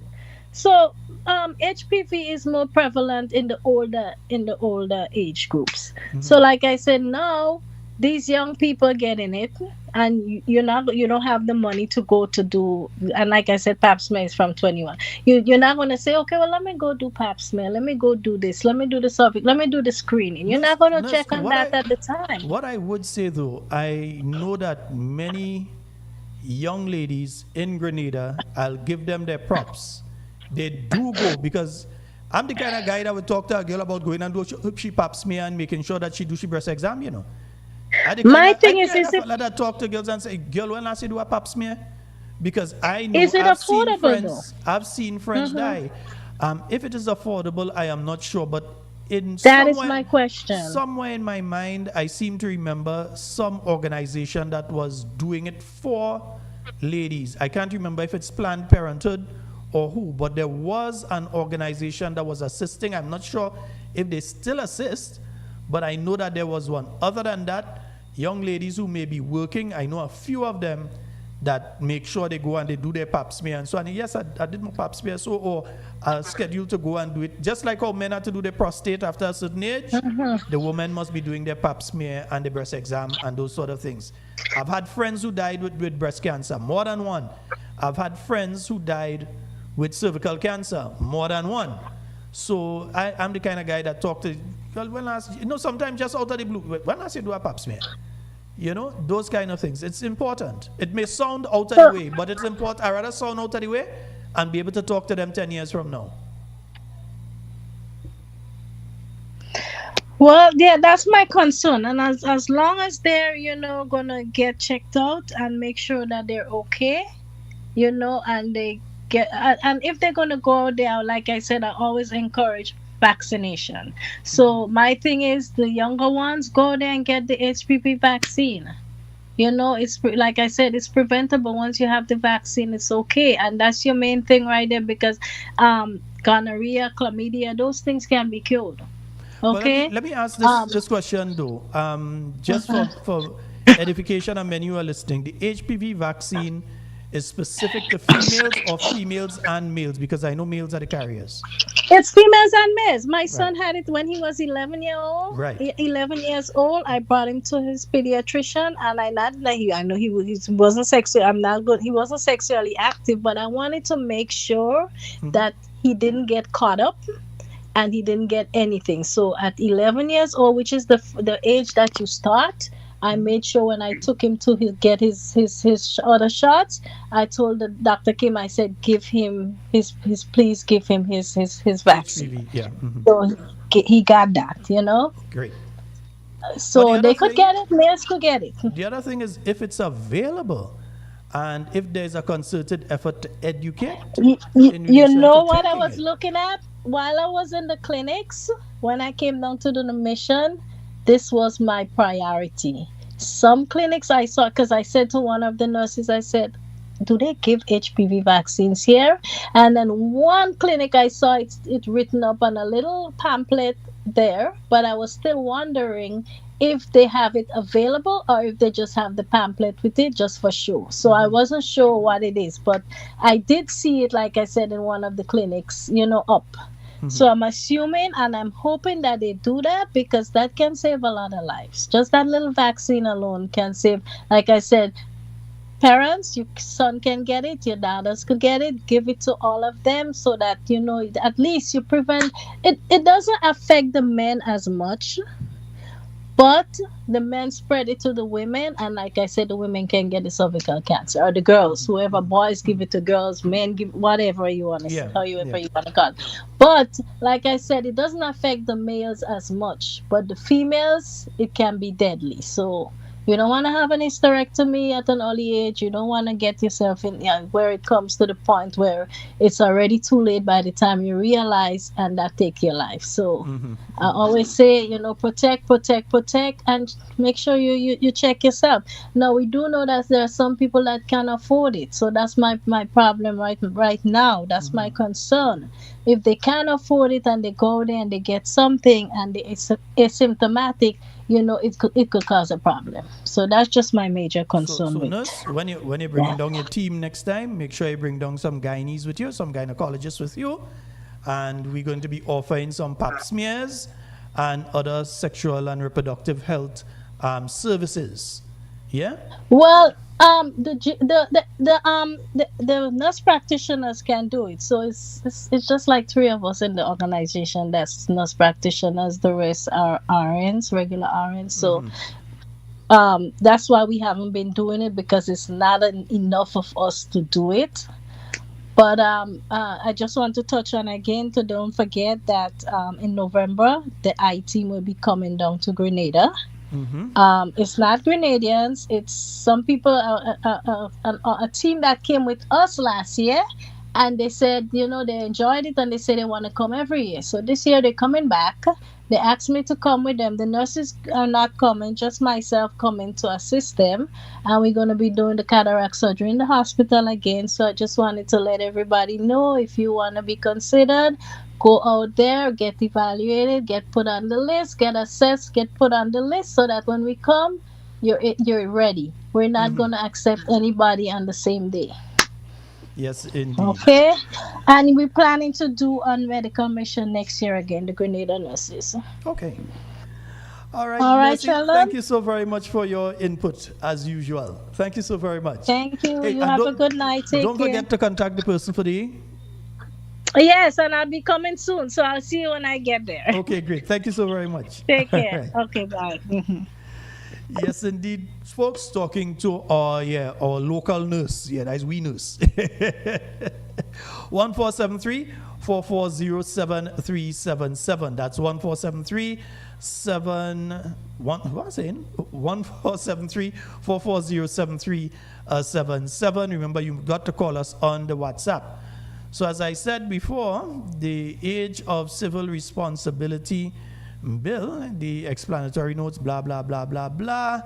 They give some information here, right, of what the bill, minister, in this instance, means the minister with responsibility for legal affairs. We know who that is in the case of Grenada, all right? And it says here, they see especially this section, and you go in and put it in the Gazette. I want to know if you're going on Gazette children name, because I know there's a law against that particular part as well when they're under, is it under 18 or under 16? Under 18, that you can't publish the names and that sort of thing. So when you say by order publish in the Gazette, you're publishing the order with who name in it? What else do all you? All you just read what you're going and put forward to the Grenadian people? All you too busy jumping plane to go all over the place that to read. My goodness. All I could say, I could guarantee you that will never happen in my instance. And I have several children under the age, all my children in fact, are under the age of 18. And there is no way I will sit by and allow a situation where the Minister of Legal Affairs, whether it's Claudette Joseph or anybody else, to be the sole person to make a decision in relation to my child. That ain't happening. If you have a committee that's made up of people from the church or the legal fraternity and different things, and you say when these things happen, it goes to that committee of individuals with a quorum of at least 3, you're telling them what to do, a quorum of at least 3, then I might consider, I ain't saying I agree still, I might consider, because there are other things to weigh in on that. But to come with this kind of nonsense, by who? Man, who they with that? Right? 1473-440-7377. This is the opportunity for you to call and get onto the inside of tonight's program. Know what laws they come in with. Yeah? Several times the NNP was coming with different things. People voiced their concerns in relation to it. They said, no, we don't agree with this, we don't agree with that. And the new National Party pull it back. Yeah, sometimes you don't even put it forward. Right? Or you go in and you make amendments to it. But definitely, you don't just decide that, no, you know better than everybody. We have a caller online. Hey, bro, good night. Hey, night, how you doing? Good. All right, go right ahead. I'm thinking I was sleeping. I just get up playing Kami. Okay, wash the face and make sure the brain working proper. Engage. Yes. Hey, I thinking that push for that stuff. I wonder if it's not to fulfill the Samoa agreement that they got to have the deadline to get what they want to get from them, so they're pushing for that. Well, there's undue haste in relation to this. There was absolutely no reason to attempt, and the Prime Minister made a full defense for how much minutes last night of that. There was no reason to push this onto the Grenadian people and decide that it must pass by the end of the day Friday and sign into law over the weekend. There's no reason for that. None. Well, they must have the deadline from the Samoa agreement to get what they have to get for them, what they're selling out. And something I was to ask, because I didn't ask nobody in the village. That project that they've been working on since in NNP time, the bridge going in New Hampshire, Willis Road, the Constantine Bridge and the River Hill Bridge. That project been going on forever. Is still in limbo? That project is still taking place, yeah. I think the last time I went up there, Raphael, the last time I went up there, I know work was still going on there. And that was about 4 months ago, or so. I went through that area, going on 5 months ago, yeah. And work was still going on there. I think Noah did a better job and he didn't have no tools. Who tell you Noah didn't have tools? Like you did have no tools invented. Like you did an interview. You did an interview with Noah, I hear you. All right. Yeah. Well, we got to, according to I don't know if you remember that song they had sometime in that Juve, whole string. We have to hold string, we have to hold on. Yeah. Yes, indeed, my brother. Light at the end of the tunnel. Of course. All right. All So right, have a my great brother. night. You have a good one. Okay. All Okay. right. All right. Yeah, that's my good friend there. Folks, look at the state of the bridge enclosure this evening. This is just before dark, eh? Yeah, that's the bridge that the closure people and them supposed to be using to get from point A to point B. Now, we heard Brother Alvin Dabrio offer alternatives. We don't know if government is going to relook those alternatives, but this doesn't seem as a situation that people should be walking through. I really think that each time folks are utilizing that area, that they're putting their lives at risk. Yeah, this is up by the house. Yeah, thing just continuing to go, right? So this is the state, well, of what should have been the bridge, the walkway for the residents of Closure to get from one side to the other. And seriously, really and truly, something needs to be put in place quickly so for the safety of these people. I do not think it is wise for people to be walking through there. I've heard Perry say that on several occasions. It is not wise for people to be walking through that area. I agree with him. I don't think you could have a slide going down, the persons could be covered, you could have all kind of things. We hope it never happens. Again, we always preface it with that. We hope that never happens, but the possibilities are there that such things can happen. Also, I saw a posting by Andy for Pandy. Yeah. I saw this posting here on the 19th, that is last week. Yeah, 19th of July, about the Rivera Park, Montrouge, it's coming to come.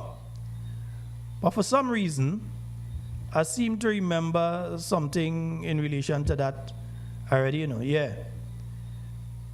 September last year, you tell us the same thing. Yeah? What you're telling us in July this year? What you're telling us in July? Yeah? What you're telling us here? July? You tell us that in September last year too. Plans are underway to develop Rivera into our own Heroes Park. We can create some business opportunities so our people stay tuned. We're still tuning, right? Yeah, we know. We see that. And now, January last year. Yeah, January last year, tell us that too. Somebody asked if you're afraid of Wall Street. Yeah, we hear that from you last year too. So 29th of January last year. Right? Yeah, we heard that. We hear that story. In other words, we hear that story before. Yeah? But what you need to admit to the people, Brother Andy for Pandy, what you need to admit to the people is that the area has been cleaned up to use as parking for the Afro-Caribbean Summit. Just say that now. Don't try to give people the impression that you're doing so much and you clean up there and work is going to build. And no, just let people know. They're going to see cars, they're going to see vehicles, going to see vehicles parking there during the Afro-Caribbean Summit. It's parking all they create there for the overflow that they're going to park up. Just admit that now. All you have to try and bamboozle people and all this kind of thing with, yeah? We hear that story already, but you see, all you so think that we dotish. All you so think that we not paying attention. All you so think that we low intelligent. That all you could just come and bamboozle us and everybody could jump up, yeah.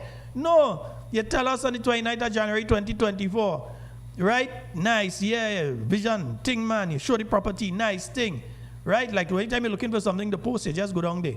Yeah, what happened to Pumpkinville? Anyhow, the 20th of September last year, you come back with that again. Thing, nice, right? Yeah, I know you come back with it now again. Just say that. You all have created parking there for the Afro-Caribbean Summit. Just say that. Don't come and try to bamboozle us. Well, let us get on with it. We have a caller online. Go right ahead, caller. Good night, sir. How are you doing? Man, I'm more than good, you know.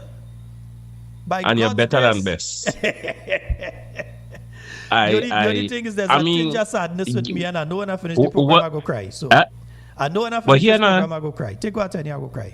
I know that. But I day home and I won't be able to sleep tonight, right? And this is something serious, not just wanting to get recognition because I know the voice. Yeah, man. And I'm very uncomfortable going to bed right now because of two reasons. One, the people of Carriacou with this weather that it's supposed to be coming upon us, and we have some heavy rains down my side now. Bro, And two, I just tried to put that out my mind, eh? I just tried to right. put that out my mind. And two, the people of closure. I just hope that they take precautions, and I hope that they are careful up there. And my thoughts and prayers to the both sectors of people. Because, Thank bro, you. But Yes. bro, you could imagine if you get real heavy, consistent rain tonight.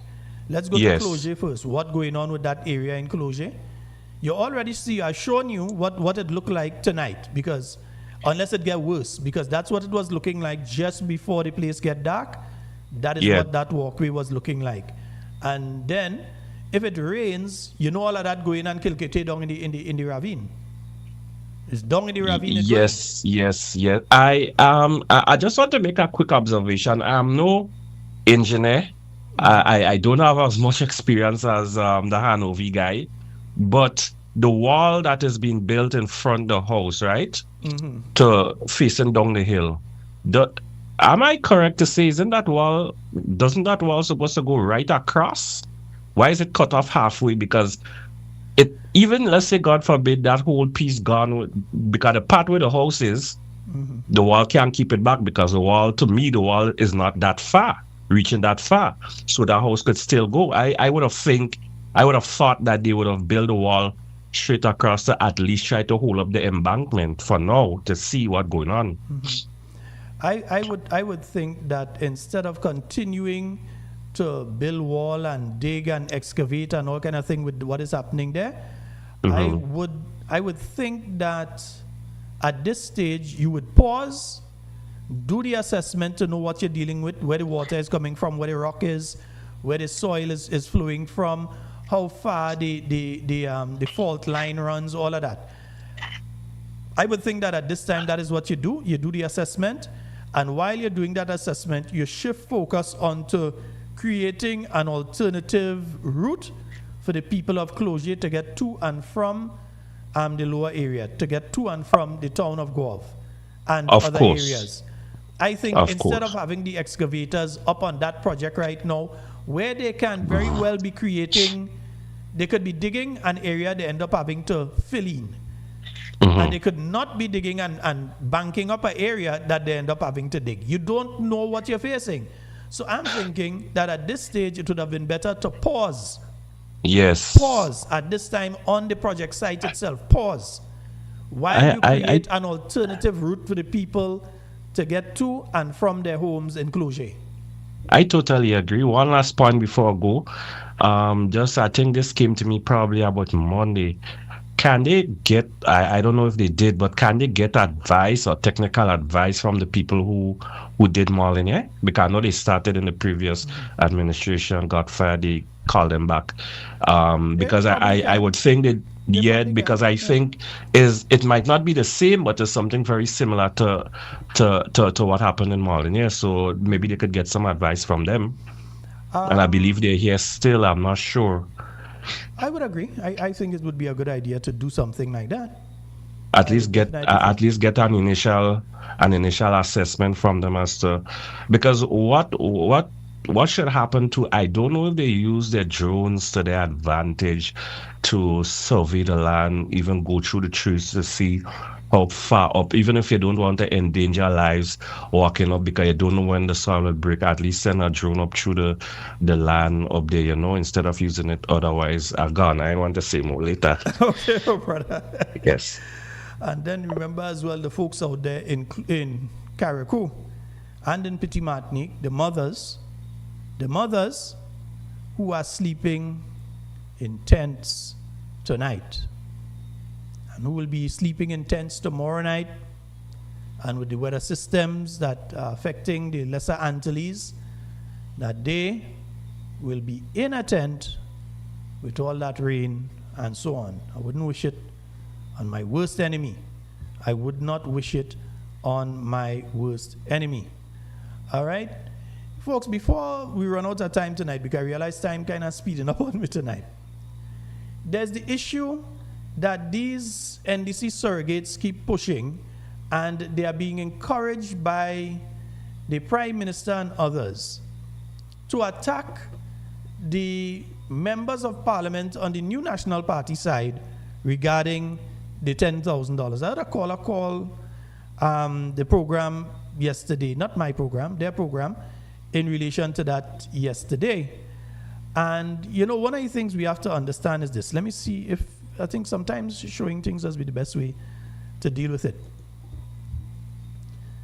Now, this is as of the 30th of June 2025. It gives the numbers of persons that are registered as electors in different constituencies around Grenada. Yeah, it gives the number of polling divisions. This is from the Parliamentary Electoral Office. This is not from Sheldon. This is from the Parliamentary Electoral Office. Yeah, and it gives the price for the consolidated list and so on, but it gives the number of people. So if you let me see if I could find my calculator here. Yes, right, nice, yeah. So let me find my calculator, right. So okay, you have $10,000. Let's see one of the New National Party MPs, St. Andrews Southeast. So St. Andrews Southeast has 5,133, right?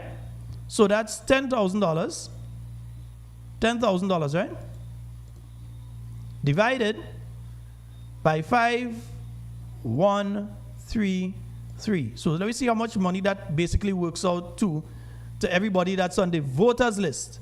That's $1.94 for everybody that's on the voters list. But remember, not everybody on the voters list. You have children, yeah, the toddlers, the ones in preschool, nice, the infants, you have the ones in, yeah, you have them children and them in primary school, those in secondary school, those in TAMCC, who are not yet able to vote. So this constituency has much more than just 5,133 people. They have 5,133 on the voters list. And even if you're just using the number of people on the voters list, that's $1.94 for each person. If you're just using the people on the voters list. I make this point to say that when these people within the NDC attempt to give the impression that Honorable Emlyn Pay had $10,000 and why she don't use it for the people and she don't use it for the people, hush all your mouth if all you don't know what you're talking about and stop sounding stupid. One, nobody is taking cash money and drop it in the MP's hand. Be the NNP MPs, be the NDC MPs, be the independent MP. Nobody is taking $10,000 and hand them cash in the hand. There is an account that had to be set up with multiple signatories. It was not just a case that the MP alone could sign and withdraw money from the account. It has to have 3 sets of signatures, if I remember correctly. Yeah? The money comes from the parliament. You give reports because you're using a checkbook. You are using a checkbook, so you're keeping count and you're keeping track of how you utilize the money. And also, the money can only be utilized for specific things. Somebody need to get some medication. You may be able to assist with that, or some sort of medical procedure. You may have a top, because some of the medical procedure, let's say you have a medical procedure that's costing $2,000, $3,000. You have $10,000. So are you going to give the person a whole $2,000 or $3,000 to cover it? Or are you going to say, okay, we can give you $500, we can give you whatever towards it? Because remember, it's basically $1.94 for every elector on the list in St. Andrew Southeast. And we're not talking about the children. Excuse me.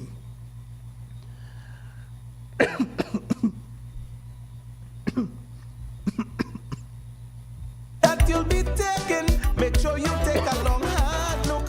And one thing to always remember, the cover can't help you judge the book. Look before you read, cause what you sow you reap. Look before you end up in a pile of look before you leave. For curiosity, take a peek. Look before you end up drowning in the deep. What I'm trying to tell you, don't jump unless you're sure about it.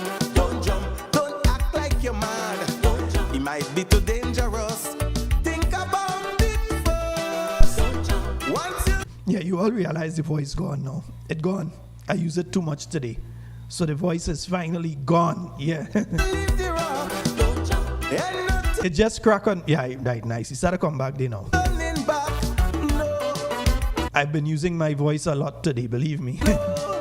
Think about it, my brother. So yeah, you have the situation now where that money is not only for the folks who are on the voters list. It is very specific what you can use that money for. Very specific. So when they make statements like why they don't use the money and do this, let me explain something here. Government MPs and even those who they acting like if there's MP, like Dave Andrew and them, they have access to way more than $10,000 because their salary is going into the range of nearly $20-something thousand now. They have way more than $10,000 available to them. Outside of that, outside of the fact that they have way more than $10,000 available to them, they also have the state resources in their hands. They can go to social services and offer you nearly the exact same thing. Through social development and social services, they can offer you nearly the exact same thing that the $10,000 can be used for. They can go to the Ministry of Housing and assist you with material. Emlyn Pierre, Kate Skeeter Lewis can't take the whole $10,000 and give to one family to get some building material. But those like Tessa, who not even in Parliament, could make a request because they are the political connections and get that building material for you. But they want you to be upset with the NNP MPs. They want you to feel the NNP MPs getting a pile of money and they don't give in you. They have it, go by them. They have it in a drawer there. They want to give you the impression that the NNP MPs have a lot of money and they don't give in you. That is what they want you to feel. Don't fall for stupid people tricks. You're all too intelligent to fall for the tricks of stupid people. So when you hear them calling into the radio programs and they call into the television programs with that nonsense, call them out. I find some of you too afraid. Call the program after they call and tell them that what they're talking is stupidness. Because while, if we look at, let's look at a constituency here. Well, I was looking at let's look at, for instance, St. Mark. So while Honorable Dr. Clarice Modest would have access to that $10,000 and be able to utilize that for the people, and remember, you're speaking basically cents per every person that's in the constituency. Yeah? While she would have that and be able to utilize that to assist them, she's only limited to $10,000. Other than that, she had to find money out of whatever other source to try and assist people. Whereas the senator who is there, he do have access to the 10,000, but he has access to millions. Because when you check the budget under the Ministry of Housing, you feel if he asks the Minister of Housing for some assistance for somebody, and he say he really want it, you think he ain't getting it? You think if he go to social services and he says, we need to provide groceries, whatever assistance to this individual, that he wouldn't get it? You think if a road or a drain or something had to do, that he can't get it if he approach the Minister of Infrastructure, the Prime Minister, who has millions of dollars under their thing? They're talking about $10,000 they're giving the MP. You see me? That is why I could have never run for election, because I would have thrown the $10,000 back at them and I would have go and find money elsewhere, legally so, and help my people in my constituency. I'd have throw back the $10,000. Since they give you to want to be able to talk about it and only saying, oh, them NNP getting $10,000 and what they're doing it. All the dunce people that has called, yes, are calling them out for what they are. All the dunce people that has called all those radio programs and TV programs, only talking about, oh, they're getting a $10,000. Why they don't help fire victims? Oh, they're getting a $10,000. Ministry of Social Development, Ministry of Social Services, and them have millions. Ministry of Housing have millions. Ministry of Infrastructure have millions. So when they have their millions, you come in and talk about a $10,000 like if you give people the world. The structure that existed before under the new National Party was actually better. Because MPs could have utilized any of the ministries and there were different structures that were put in place that you would have been able to help constituents in the constituency. And many of you know that for a fact because you benefited through it. There would not have been a situation. Tell me what happens now. I have 2 young people that need to go to SGU in the next month, by the 18th of next month. Each of them need to pay $2,000 something. So if they were to go to one MP in relation to that, an opposition MP, and that opposition MP decides, if they could, if the rules, because there are rules to how you spend the money, if the rules will allow them to utilize that money, that means they spend over $5,000 there, and they barely have any money left to service the rest of the constituency for the month. So when people come, oh, all they get the whole $10,000 and all they ain't sharing it, all they ain't doing this for us and all they ain't doing that for us. And the Prime Minister and them encouraging those kind of conversations because they see that there's some sort of political benefit to get from it. Call them out on their hypocrisy, their wickedness, their vindictiveness, and their corruption of intelligence. Call them out for what it is. You see my voice come right back? Call them out for what it is. I must really have a ginger tea here with me tonight. Call them out for what it is. Don't let them get away with that. Telling you as it is. About $10,000, they're getting $10,000. I'll work it out for you all, yeah? For Emlyn Pierre, that's how much money she have. Yeah? If you want to round it off, you could say $2 for each person on the voters list. But then it goes down to cents now because that is only the people on the voters list who have attained the age of 18. You ain't taking into consideration the children and so on there. And those people that are not registered in the constituency. So you could very well be speaking of over 10,000 people. Because some people might have 2 children, some might have 5, others might have none. So you could very well be talking about over 10,000 people in the constituency. Yeah? So it basically works out to cents per person. So when they're talking, try to educate them. All right, folks? When they're talking, try to educate them. Although some of them seem like they don't want to be educated. Folks, that's all the time we have for Talking Points tonight. We'll be back tomorrow night, and yes, Friday night. We'll be back tomorrow night with more Talking Points for you. Hopefully I'll have my ginger tea so I don't end up with that problem again. Yeah, that does happen when I talk too much during the day. And that is what does take place sometimes. It's kind of strained. Yeah. So, folks, that's all the time we have for tonight. And whatever you say and do it safe and secure.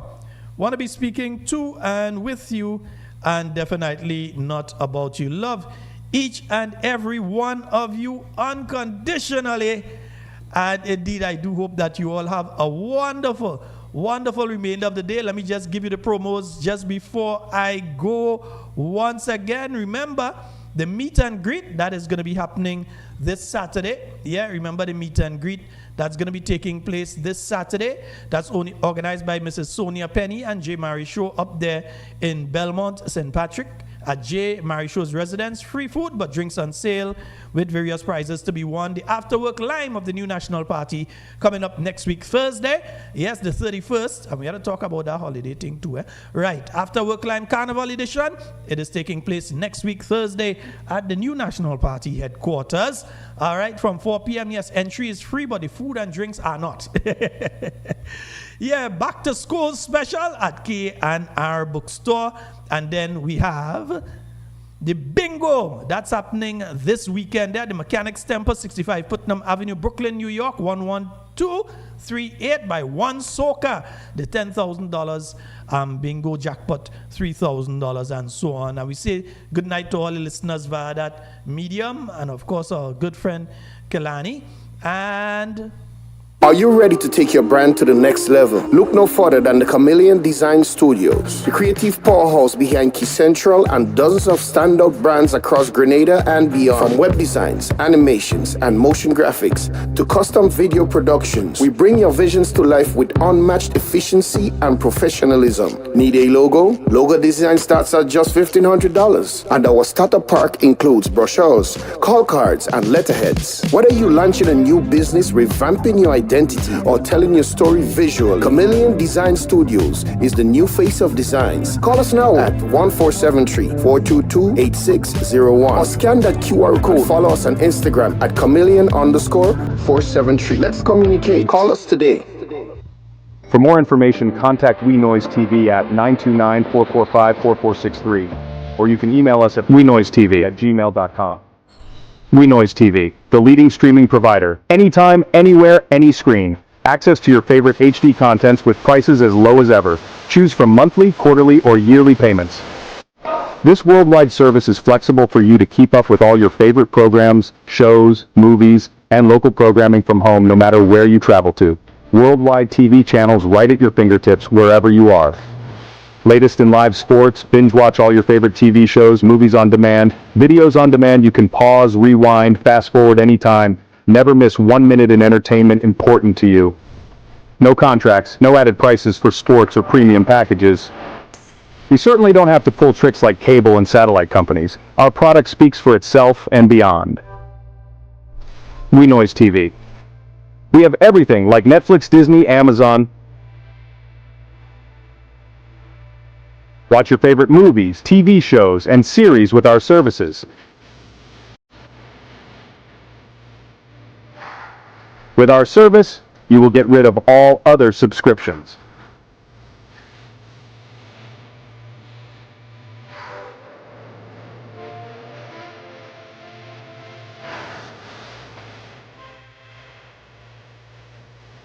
For more information, contact WeNoise TV at 929-445-4463, or you can email us at wenoisetv@gmail.com.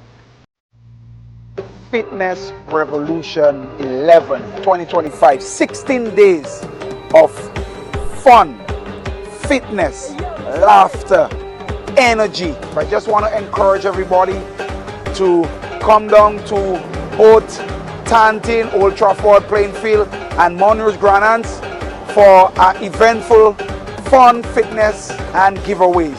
Fitness Revolution 11, one and all. See you there.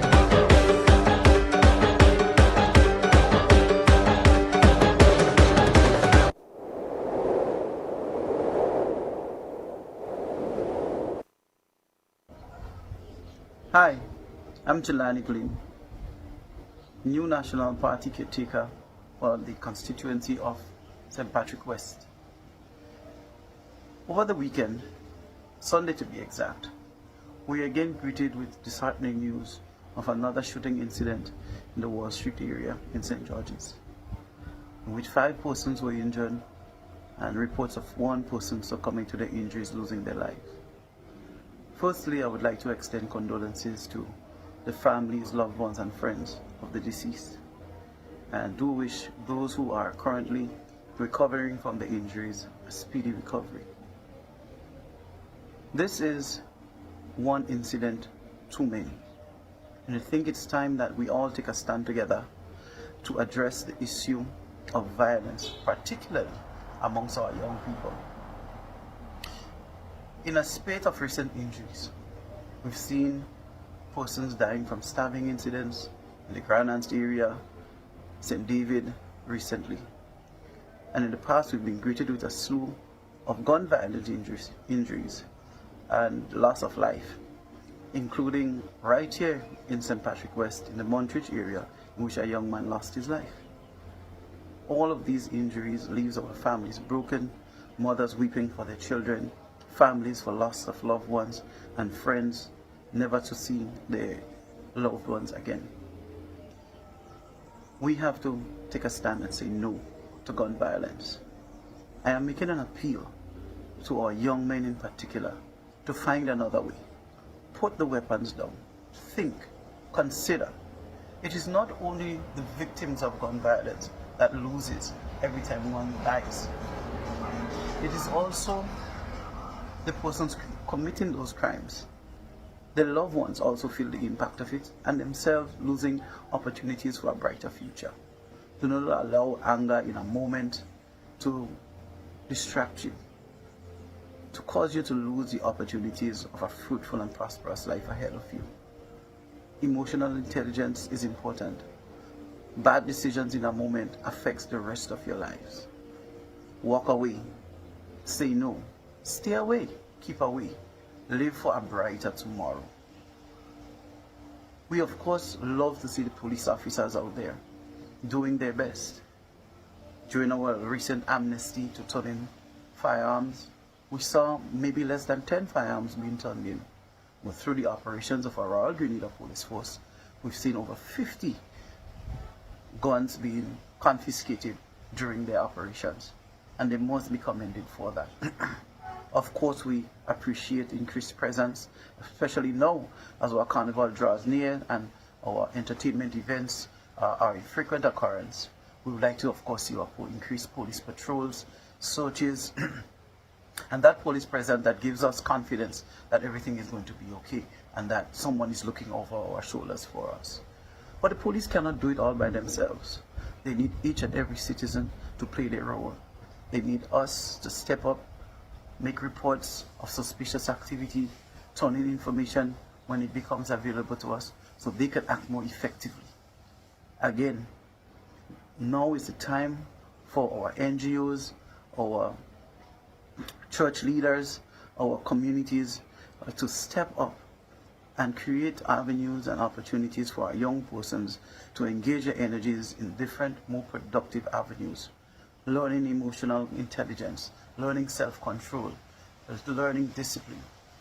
As parents, we also have to take responsibility for the action of our kids, where we allow them to go, what we allow them to be exposed to, how we speak to them, how we caution them, how we try to keep them within our arms and close by so that we can look over them and ensure that they are staying away from these activities as much as possible.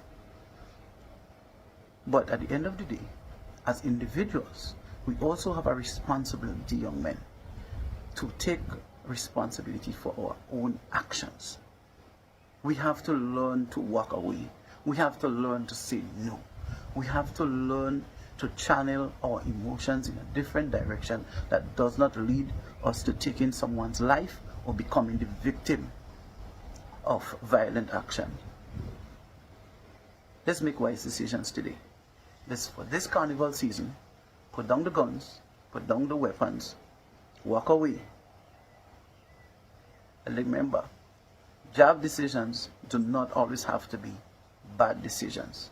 Make good decisions, look out for each other, and let's have a clean, violence-free, successful carnival for 2025. I am Nolene Thompson, the new National Party caretaker for the constituency of St. David's. Over the weekend, multiple people were shot in a crowded public area. One of them died. Let's sit with that for a second. Someone's child, someone's sibling, someone's friend didn't make it home. This is not just crime. This is violence ripping through the heart of our communities. This is danger knocking on every single one of our doors. And I am here to say, enough is enough. We must condemn this violence loudly and without hesitation. But let's also face the deeper truth. Stopping this is not just the job of the police. It's the responsibility of all of us. To our police, you know the hotspots. You know the patterns. We need you present, visible, and proactive. We need you to patrol, to intervene, to show the law is alive and working. Do not let fear of criminals or the weight of criticism slow you down. We, the people, are ready to stand with you. We want to see you leading this fight. To our communities, we are not just spectators. We know when things are brewing. We know when young men are heading down the wrong path. We cannot stay silent anymore. We must report. We must intervene. We must look out for one another. And parents, step up in your homes. Churches, NGOs, leaders, rise up in your neighborhood. Mentor, guide, support, and help offer another way. This is not the time for pointing fingers. This is a time for joining hands. Because here's the truth we must all face. If we don't stand together now, we will all stand to lose. We save our country together, or we lose it together. We must act now. We must unite now for every one of us. I wish to speak directly to our young men, those already entangled in crime, especially gun violence. Brothers, I know you face pressure. Most of us cannot fully imagine what you experience. Maybe carrying a weapon feels like the only way to protect yourselves, to earn respect, or simply to belong. But I ask you today, where does this path lead you? A gun in your hand may feel like protection, but every time you step outside, you are putting your own life and the lives of loved ones at risk. It tears families apart, it shatters futures, and it drags communities into despair. The temporary power of a weapon is never worth the permanent scars it leaves. I know you may fear walking away, fear that no one may ever understand, fear of retaliation, fear of the unknown itself. But we, your leaders, families, neighbors, teachers, your friends, we extend to you an open hand. I have a backpack and I'm ready. Malt in me backpack and I'm ready. Grenadians, Carriacouians, and Petit Martinicans. As we step into the vibrant carnival season, I want to take a moment to speak especially to our young men and women. I know the excitement. I was once young too. I understand the thrill, the music, the freedom that comes with this time. But I also remember the risks that can come with it. So I encourage you to have your fun, but be responsible. Avoid mind-altering substances that could cloud your judgment and can lead to poor decisions, including unwanted or regrettable sexual situations. Keep your mind clear, your body safe, and your dignity intact. Enjoy without weapons. Avoid unnecessary arguments. And most importantly, learn to walk away. There's no shame in walking away. In fact, it's strength. Look out for each other. If something or someone makes you feel uneasy, trust your instinct and remove yourself. Let's make this carnival season a time of celebration, not tragedy. Stay safe, stay smart, and take care of one another.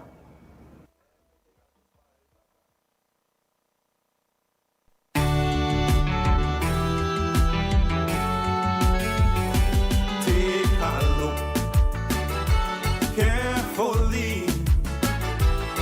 There's a woman crying in pain. She could be your neighbor. Take a listen. You will hear the voice of a woman screaming as she's been beaten. No fault of her own, yet he strikes her down. With kick and cuffs, she falls on the ground. Black eyes and bruises has become a norm, yet she stays at home and there will not run. She needs the help of civil society. She tells the police, please don't worry. Then tell the neighbors to mind their business. Her black eyes and bruises are not dead injuries.